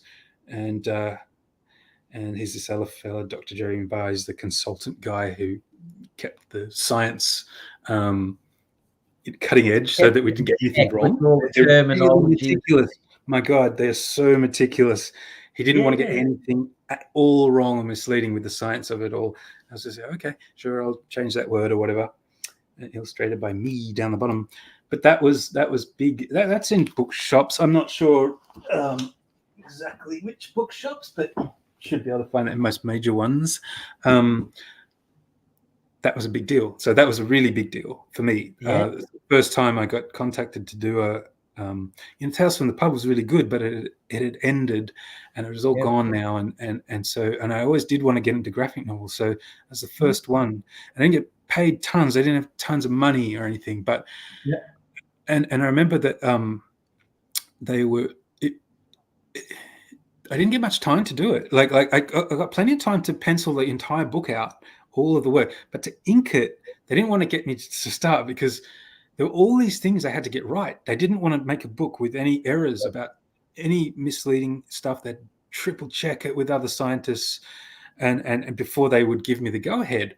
And in the end, I only got, I think 2 months, maybe 2 months to draw, to ink the whole thing. And it was, oh man, I remember it was Christmas and I was looking up, I was like, it was around Christmas and I was like looking at horrific photos of men with their faces and just, they used to do that surgery with the rubber masks and all this weird stuff and skin grafts and from 100 years ago. And it was difficult because there's actually not a lot of reference from that time of World War One, not of World War One. You know, if you want to know what a barge looked like or a tank, or they didn't have tanks, did they? Yeah, they did. Yeah, they were introducing them around that time. They were those weird little odd-shaped ones that kept getting like you see a lot of images of them. They're like upside down in trenches and stuff. That's right. All that stuff. I'm sure museums would have everything I needed, but not Google, right? And I wasn't always around a museum, so that was tricky. Drawing that was tricky. You needed to know exactly what I wanted to get it all right? I wanted to be for it to be. I didn't want any historian to be saying they didn't drive that kind of truck, because that's what they're like. Some of those old guys. When you're doing those historical things like that too, man, thanks. What do we got here? Scissors brought up all. My God, most underrated book of 2017. 2017 Ledger Award shortlisted project. You got the Children's Book of the Year Award, notable book. The 65th Australian Book Design Awards winner. Overall winner, Educational Publishing Awards Australia 2017. And the Something Children's Science Book Award. Man. Yeah. Did you have enough? Was there enough room in the car to get home all of those awards for all of you, man? Like, come on! Like, look at that! Like, where did somebody go to get a copy like that? You said they were possibly in like, bookshops around Australia and things like that, or I guess people can order them from their bookshops and things like that. Yeah, and I believe. I should have them on the Squishface Etsy. They should be there, but it's not a Squishface book, but it's there anyway. They give you copies to sell. It should be in the bookshops and libraries. Yeah, I haven't really checked, but because the Invisible War sounds like, mate, like if you're winning that many things, man, then not even that. Look, just for having you do the artwork, man, because I'm liking what you're putting down, like Oh, from what I'm thanks. seeing tonight. You got a new fan here in me. Oh, I thanks. you met my pleasure, mate. It says it's in Booktopia, says Sis. So Thank anyone you. out I there, should know that, but yeah, thank you. Booktopia. Booktopia. There you go. Now I want to And bring me, you back. I've literally got a box of them down there. So if you, Well, there you go. You can go to Squishface, or you can drop Ben a line, and like you can say, "Hey, man, I want some of those comics out of your box there." I've noticed that you said a name, and because this is what got me today. Now, from the creators of the multi-award-winning STEM comic, The Invisible War. What brought me to this, Ben, because you can keep talking about it, but I connected the dots here, man, because several of the people that you were just talking about did that with you are involved in your book that's coming up soon. that was the segue.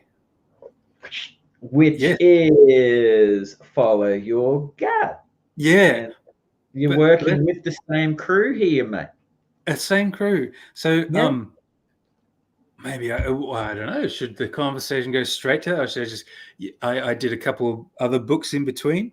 We can go to all the other books in between, mate. This is that was the first one. That was great. I was really happy with. Yeah, okay, Mel. That's Mel. Bring more copies to Canberra, Mel. Thank you. I will. I've got this list see the to-do list. Go on the website and put up this thing, and go to Canberra and give them more. I want to. It's just.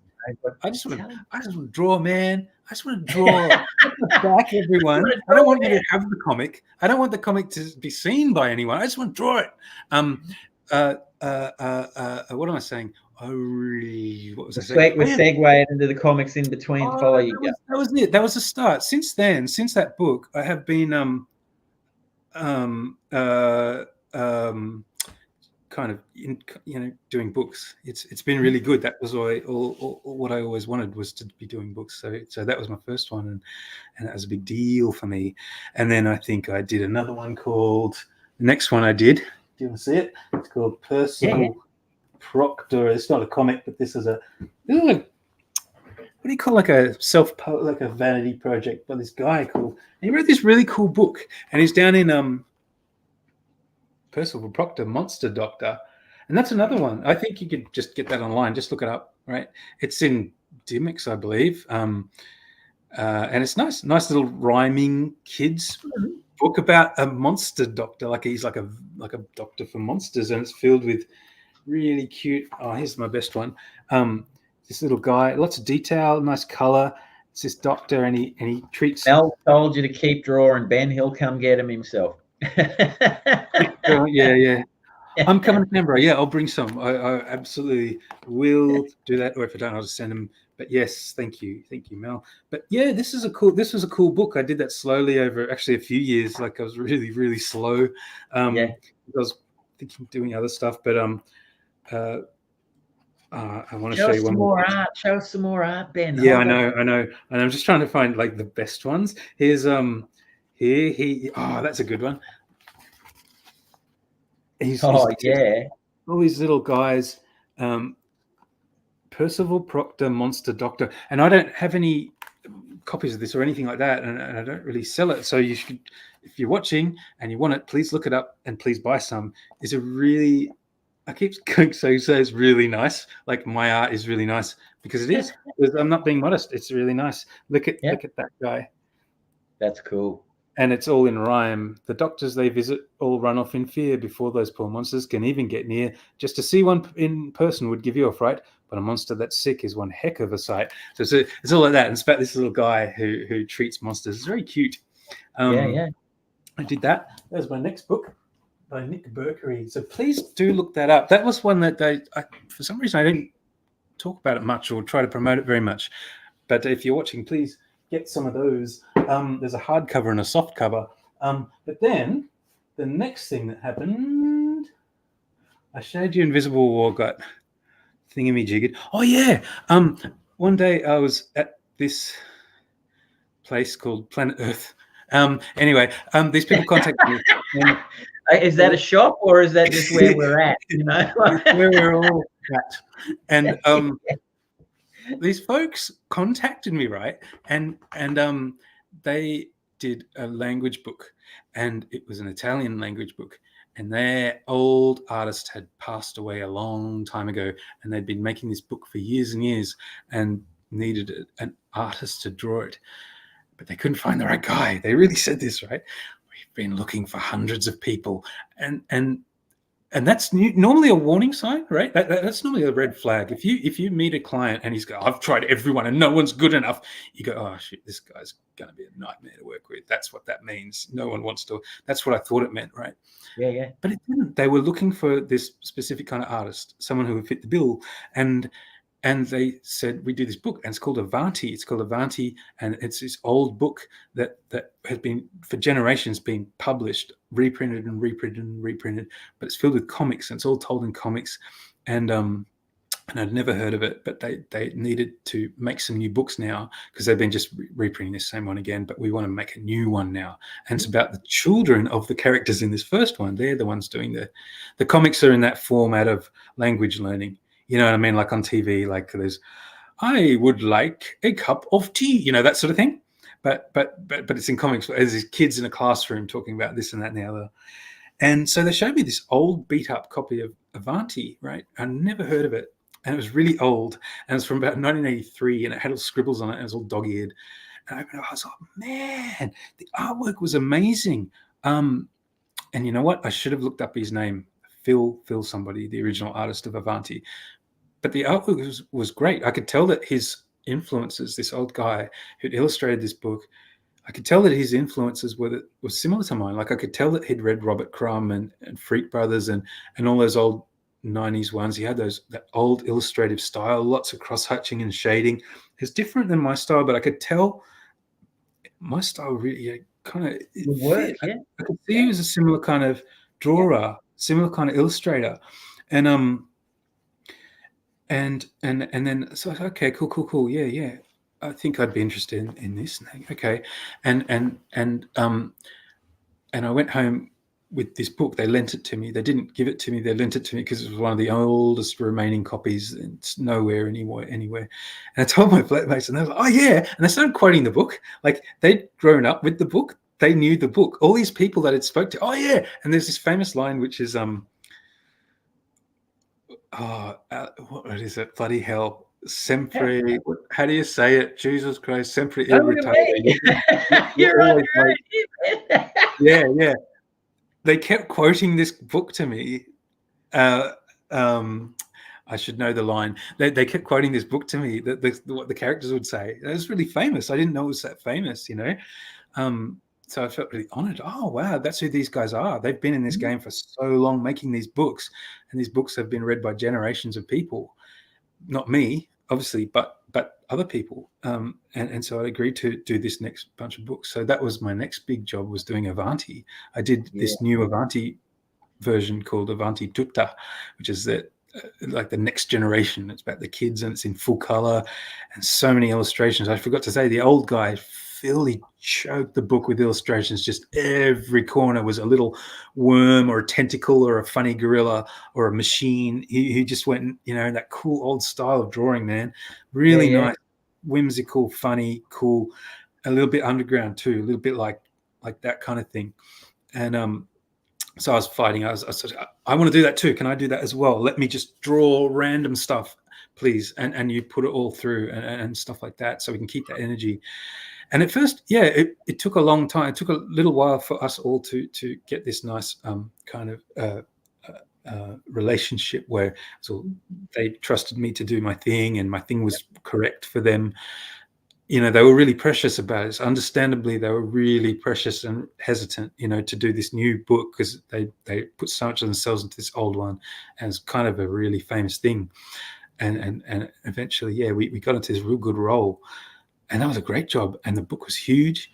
It was a language, it was this giant volume, really thick, full color cover, weighs a ton. And there's an accompanying book and stuff like that. So I still work. They're my main job now. I work for them still. That was years ago. But that won an award. Won an award. and that was a big deal. And then after that was the one we were going to talk about, which is Follow Your Gut by the Science Guys. You're on a roll, man. Like I'm On a telling roll. you, it's coming out everywhere. You're working. You're busier than a beaver, mate. Like it's like, look at you go, mate. I looked at this today, and it didn't catch me off guard at all, because obviously I'm open-minded with everything, man. If anyone knows me, excuse me, I was just about to sneeze. I love heaps of material. Like I'm not sort of like blocked into like one, like sort of comic book or anything like that. Don Ticchio, he looked it up. Looks pretty good. There you go. Don's a fan. You're getting a lot of love here from the people out there watching. Nice. They're watching the whole thing. Got an audience. Hey, it's good, eh? Oh, don't you love it? It's uplifting, makes you feel good, man. Spreading love. What we like, man. That's the Chinwag way.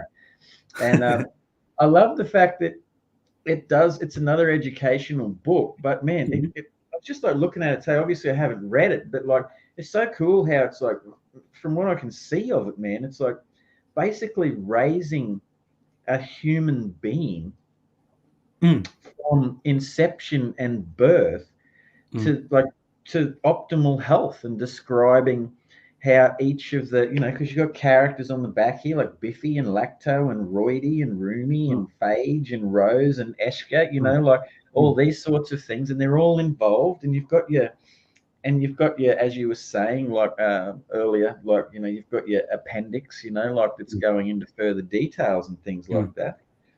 Man, it's a very impressive book. Like I like the look of it. I like the feel and the shape of it and everything. The artwork's beautiful. Like the colors are wicked too. I mean, like they work, man. You know what I mean? Like because I've seen you black and white, and so does the people watching the show.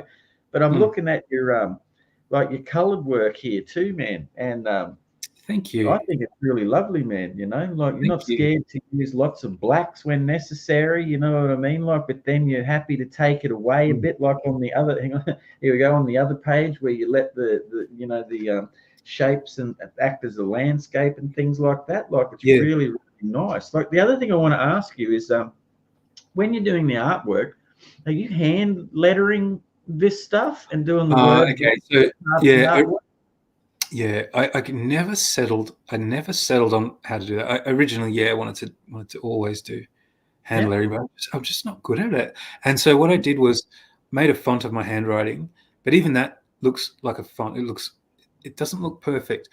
I think the end result was a real weird mixture of all of it. And I think, of my font of my handwriting, my actual handwriting, and going digitally and fixing up so many letters and doing so much editing of letters, it ends up being just a sort of a nice kind of digital, neat version of my handwriting.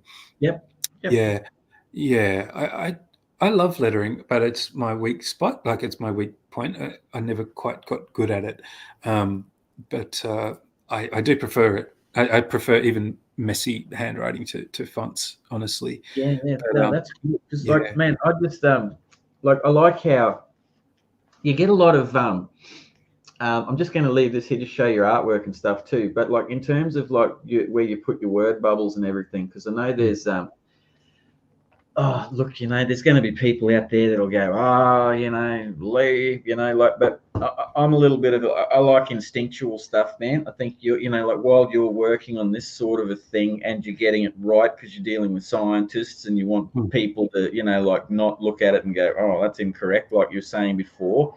And the Invisible War, you've also been talking about some of your other pieces that you just get this idea, like, like walking to Japan, you know what I mean? And like, you're just sort of letting your intuition and, your vibe and your form, it's all happening and you're just letting it flow, man, So you're obviously working in multiple ways. But man, I like, from looking at this, I guess for no other, it's a bit of an overused word these days, but it's accurate for what it means to be used as. It's very organic lettering. You know what I mean? And I like that. It while it's not the standard comic book lore of hair, like got to be this way and go out on that page. It's got a real lovely flow to it. Like it's like the words are like floating through the artwork, but not disassociating any of it. It's all acting as one. Do you know what I mean? Yeah. And I really appreciate that, man, because I like people that think creatively and intuitively with their stuff, man. And that's what when I picked that up today and I looked at it, I was like, yeah, man. You know what I mean? Like you're vibing with that, man, regardless of the scientific like pinpointedness that you need. But your other work, obviously is it's just intuitive, man. And from talking to you today, it's like you're obviously you're a very enthusiastic man, you know what I mean, and creator, which is a beautiful thing, because it's like that's infectious, man. That's why you've probably got so many people like reaching out to you in the comments and like knowing your work, and you've had people following you and stuff like that. That's probably why you had a whole crowd of people at the 2014 Ledgers, like calling you out, going like, "Oi, get back here, mate! You won the award. Thank you, Naughtiest Art, best stream." Woohoo! It's all because of that man, Ben Hutchings. So, like so, it's good, man. You just seem like you're real in touch with yourself, man, and know what you want, what you want to do, your intentions and stuff. Things catch you. Like you get enthusiastic about it. You like you don't think about it too much. You boom, like you're after it, and I like that. Your body of work is massive. I mean, like you're showing all the things that you're doing, and I can appreciate that, Ben. And mate, I'll tell you why I can appreciate that is because I do Battle for Bustle, and I dabble a little bit here and there in other stuff. Yeah. But I do Big Bloody Story and like the same story, and I have lots of ideas too, and I can't get to them because I'm trying to do this damn thing. You know what I mean? Like multiple, like issues of them. And I can really, from my perspective to you, I can so appreciate the fact that you have the opportunity to try so many things, man. Like it must be fully invigorating, to say the least, like as a creator and as an artist. Yeah, I guess so. Doing it forever, indulging every creative whim almost amazingly somehow. I don't know how I haven't starved to death, but on the love of the art, mate, on the love of the creativity. And it's just like that's why I don't get enough time to just sit and read other people's stuff like I really want to. This shelf is stuff that I think I've read most of. I've actually read. And then there's piles of everyone's the same though, aren't they? Everyone's got piles of books they haven't read, shows they haven't watched, games they haven't played. There's too much cool stuff, just too much cool stuff out there. Yeah, I know. That's what I was saying to you before. Like I sort of look back on Little Leigh, and I'm really envious that like you could just spend the day, man, shitting the breeze, laying in a chair or a couch. You know what I mean? Like and just reading comics and chilling out, and nothing bothers you. The whole future. That's why you don't have that sense of it. And you're being fed because you're a kid. Your mum and dad are feeding and clothing you. That's why you could just go, I got to do nothing. This is the way, man. Don't go and do that. No, I'm not. You hear a frying pan drop, and instead of rushing to see if someone's all right, you just read the next page of your comic book, mate. There's just no urgency about it at all, man. Like it's a beautiful thing. And what do you when's Follow Your Gut out, mate? Because you were saying that it's due out soon. I'm going to assume from the August. I think it's bookshops. The launch will be August the 19th. So yeah, I think it's the 19th. Through Scribe. They're the ones who are publishing it. Yeah. And how you feeling? You a little bit nervous about it coming up, or are you keen, man? You're ready to rock and roll? Or have you, like your typical seem to be, you're already on to the next project, mate? You're already on to something new, aren't you? A little bit. It'll be a fun night when it comes out, and Yeah. I reckon maybe I feel that it will be a big deal. I think it'll be popular. I met Gregory, the creator, the instigator of the idea, and on the train the other day, and talking to him, he was worried it wasn't going to be big, it wasn't going to be a thing, and the creator of the book, man, and I was like, no, what are you talking about? This is going to be amazing. It's not like anything, it's really unique, this book. I don't mean because of art, I mean the idea, like a graphic novel about a little germ going through a baby's body. Are you joking? It's going to be huge. Like, this is insane. It's not like anything. I take such pride in something that is so just not like anything else, right? Like, I take real pride in that. So that sort of creativity is having a uniqueness and an individuality. You know what I mean? Like, and that's certainly what this is. Yeah, he's got a good writer, Ailsa. All of us, we put so much. I was reading that guy's comment, but yeah. It's going to be. I think it'll be a big deal. I think the book will do pretty good. It won't be. I'm feeling positive about that book. But I was saying. I am on to the next thing, which is the second Mini Mel book. That's what I'm worried. Remember, I was talking to you about how it took 13 years?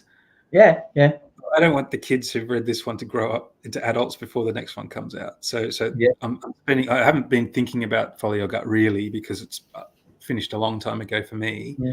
The launch will be great, but I haven't been thinking of how I'm going to get my second Mini Mel out. And I was going to tell you, like, through those books, the Follow Your Guts and Invisible War, those guys get published all over the world.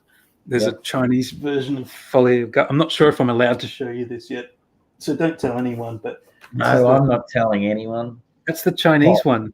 Isn't that nice? Cool. Yeah. So that they're really good. They've got this agent, and she's also my agent now. So she gets stuff into Asian countries. And I've got it's got a pile of books over here now. That's the Chinese Mini Mel. She got Mini Mel done into published over there, right? The point being, it's really amazing. It's just like, it's even better than the original one. Like, it was incredible. But so because of that publisher over there want me to do a second one, and I've been rushing to get something that normally takes me 13 years done in like record time, on top of everything, on top of making a living and living life and stuff. Yeah, but one would think that, like from even because I saw Absint's comment then about that's so cool, but I missed the other individual's comment previously, because I was looking at Follow Your Gut. Yep, too much cool stuff. It's awesome problem to have, though. And what the amazing part is that's awesome. I've known children's artists who have taken so long to bring out the next book that the kids have grown up, and it's a real shame. It is. There you go, Ben. Like, that's how it feels. Just this pressure. Yeah, it's not paying. It's not a paid job either. It's just like, I'm doing this outside of work, right? So I'm kind of stressed in life, but it's a good sort of stress. It could be worse, right? Like, well, I mean, man, like you sort of, like you were saying before, like, and I guess alluding to with what you were saying about stress, is like, there's just different factors of stress, isn't there? That cat is sick, reckons Naughty is You mean sick? He means sick in the cool sense. Yeah, man, sick in the cool sense. Because you're stressed now, you're working and stuff like that, but you're sort of stressed back then because like you were trying. Can I get there? Can I not? Like, you never really escape, like, I guess, an element of stress when you're chasing something, a drive, or when you have a drive, or you have a compulsion to get something done. Because I think from our conversation, is I'm picking up that you've definitely got a compulsion to, like, get this creativity thing happening and keep it going, man. You know what I mean? Like, because really, I mean, if you didn't, you wouldn't have given the thought and time to those kids that have read, Mini Tom, like, and started thinking like, I don't want those kids to grow up. You know what I mean? So essentially, even though you're an adult vibing and you're working and you're doing your work, you're still thinking like with that love of a child, man, that magic, in your creation. And that's a beautiful thing, dude. Absent art in all its forms is a labor of love, indeed. And Mel Briggs, it's Mini Mel 2 in Canberra suburbs or Melbourne suburbs. There we go. I love Canberra like so much, and it's the one city in Australia where it's socially acceptable just to tell someone from there that it sucks. Like you can go up to, I'm born. Oh, I'm sorry. You're born in Canberra. Are you going there? Why? And you just do that. You're allowed to, apparently. And I sit there and I take it. Yeah, I like it. Yeah, okay, yeah, like that. Like you can't get mad. You're supposed to take it. That's Canberra. But man, I really love it. I was there for so long. I didn't want to leave. Like I didn't really want to go to Melbourne. I wanted everyone to come to Canberra, right? I want to stay there. I love small cities, love small towns. They're the best. They are amazing, but they just they don't have those opportunities, right? So Canberra didn't at the time. I'm not sure what it's like now, but what's the point? Oh yeah, so when you grow up somewhere you love, right? Like and you're happy and you have a nice time and everything has nice associations, then you notice the details of it and what makes it unique to you. So Canberra probably looks boring to other people, but to me it's not boring. It looks really, really nice and cozy, and I try to get that joy and stuff of that childhood feeling into those pages. So yeah, set in Canberra, always set in Canberra. It's got to always be set there, I reckon.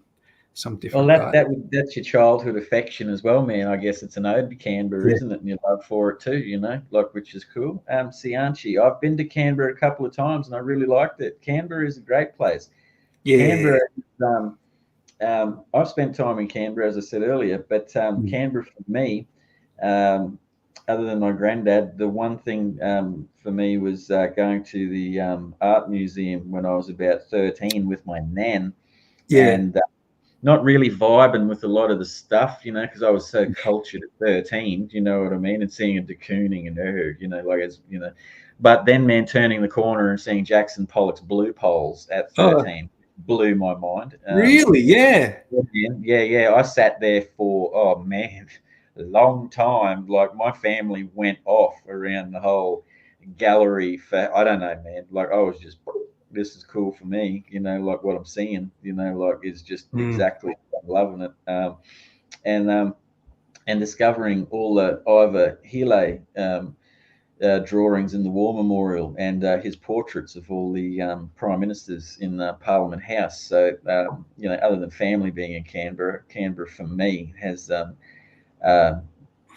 shown me some pretty amazing art that has still resonated with me years later, and you go through those spurts of like studying and reading books on these people and they become favorite topics and things. So Canberra's cool, man. I'm with you there.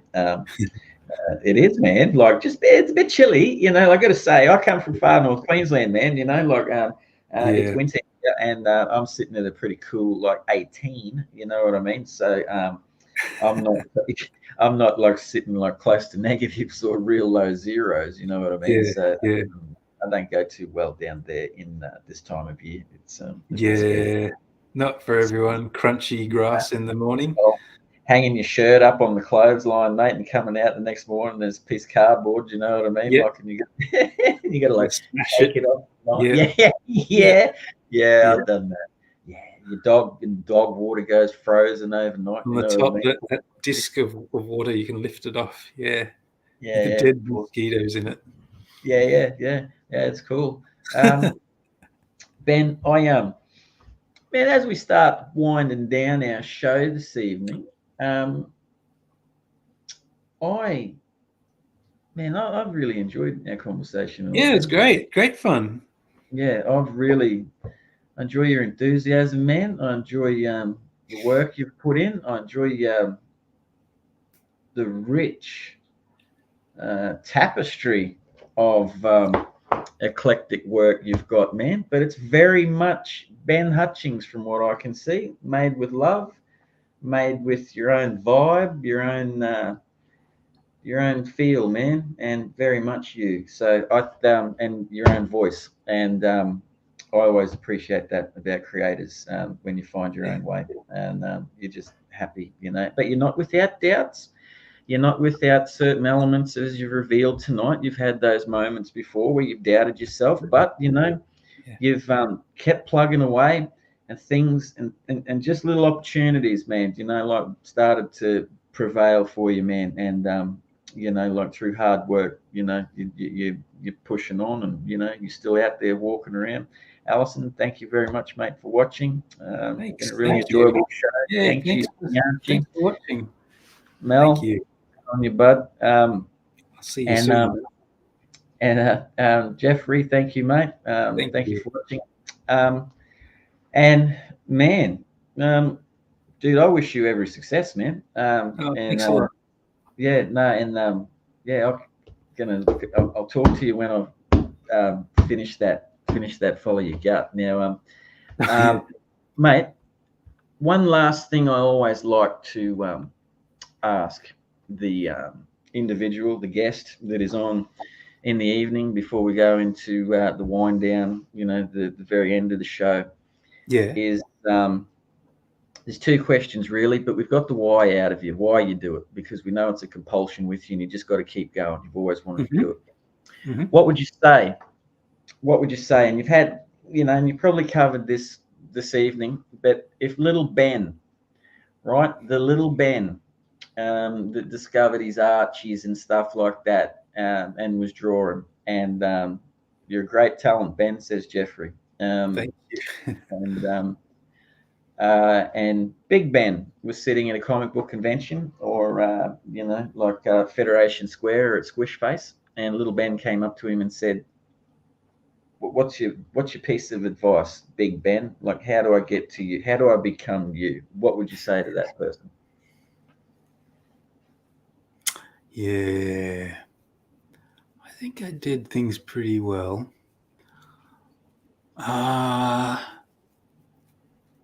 Oh, what an excellent question. That's a big one to chuck right there. And this is going to go for 3 hours and 46 minutes. Just let me think about it. Just let me think what I would say to myself if I saw my early stuff. This is the fluidity of the Chinwag, Ben. I reckon this is really pragmatic advice. I think with any comic that you do that you think is good, don't just do one, do three. Do a little set, do a little series. And don't forget that, it's never just one comic. You can't just do that. I kind of wish, going back, that all of those ones I didn't even show you any of them. I wish I could have, but it's really good just to have a little tiny set of comics. That's a true finished thing that you can write off, instead of having all of these unfinished things.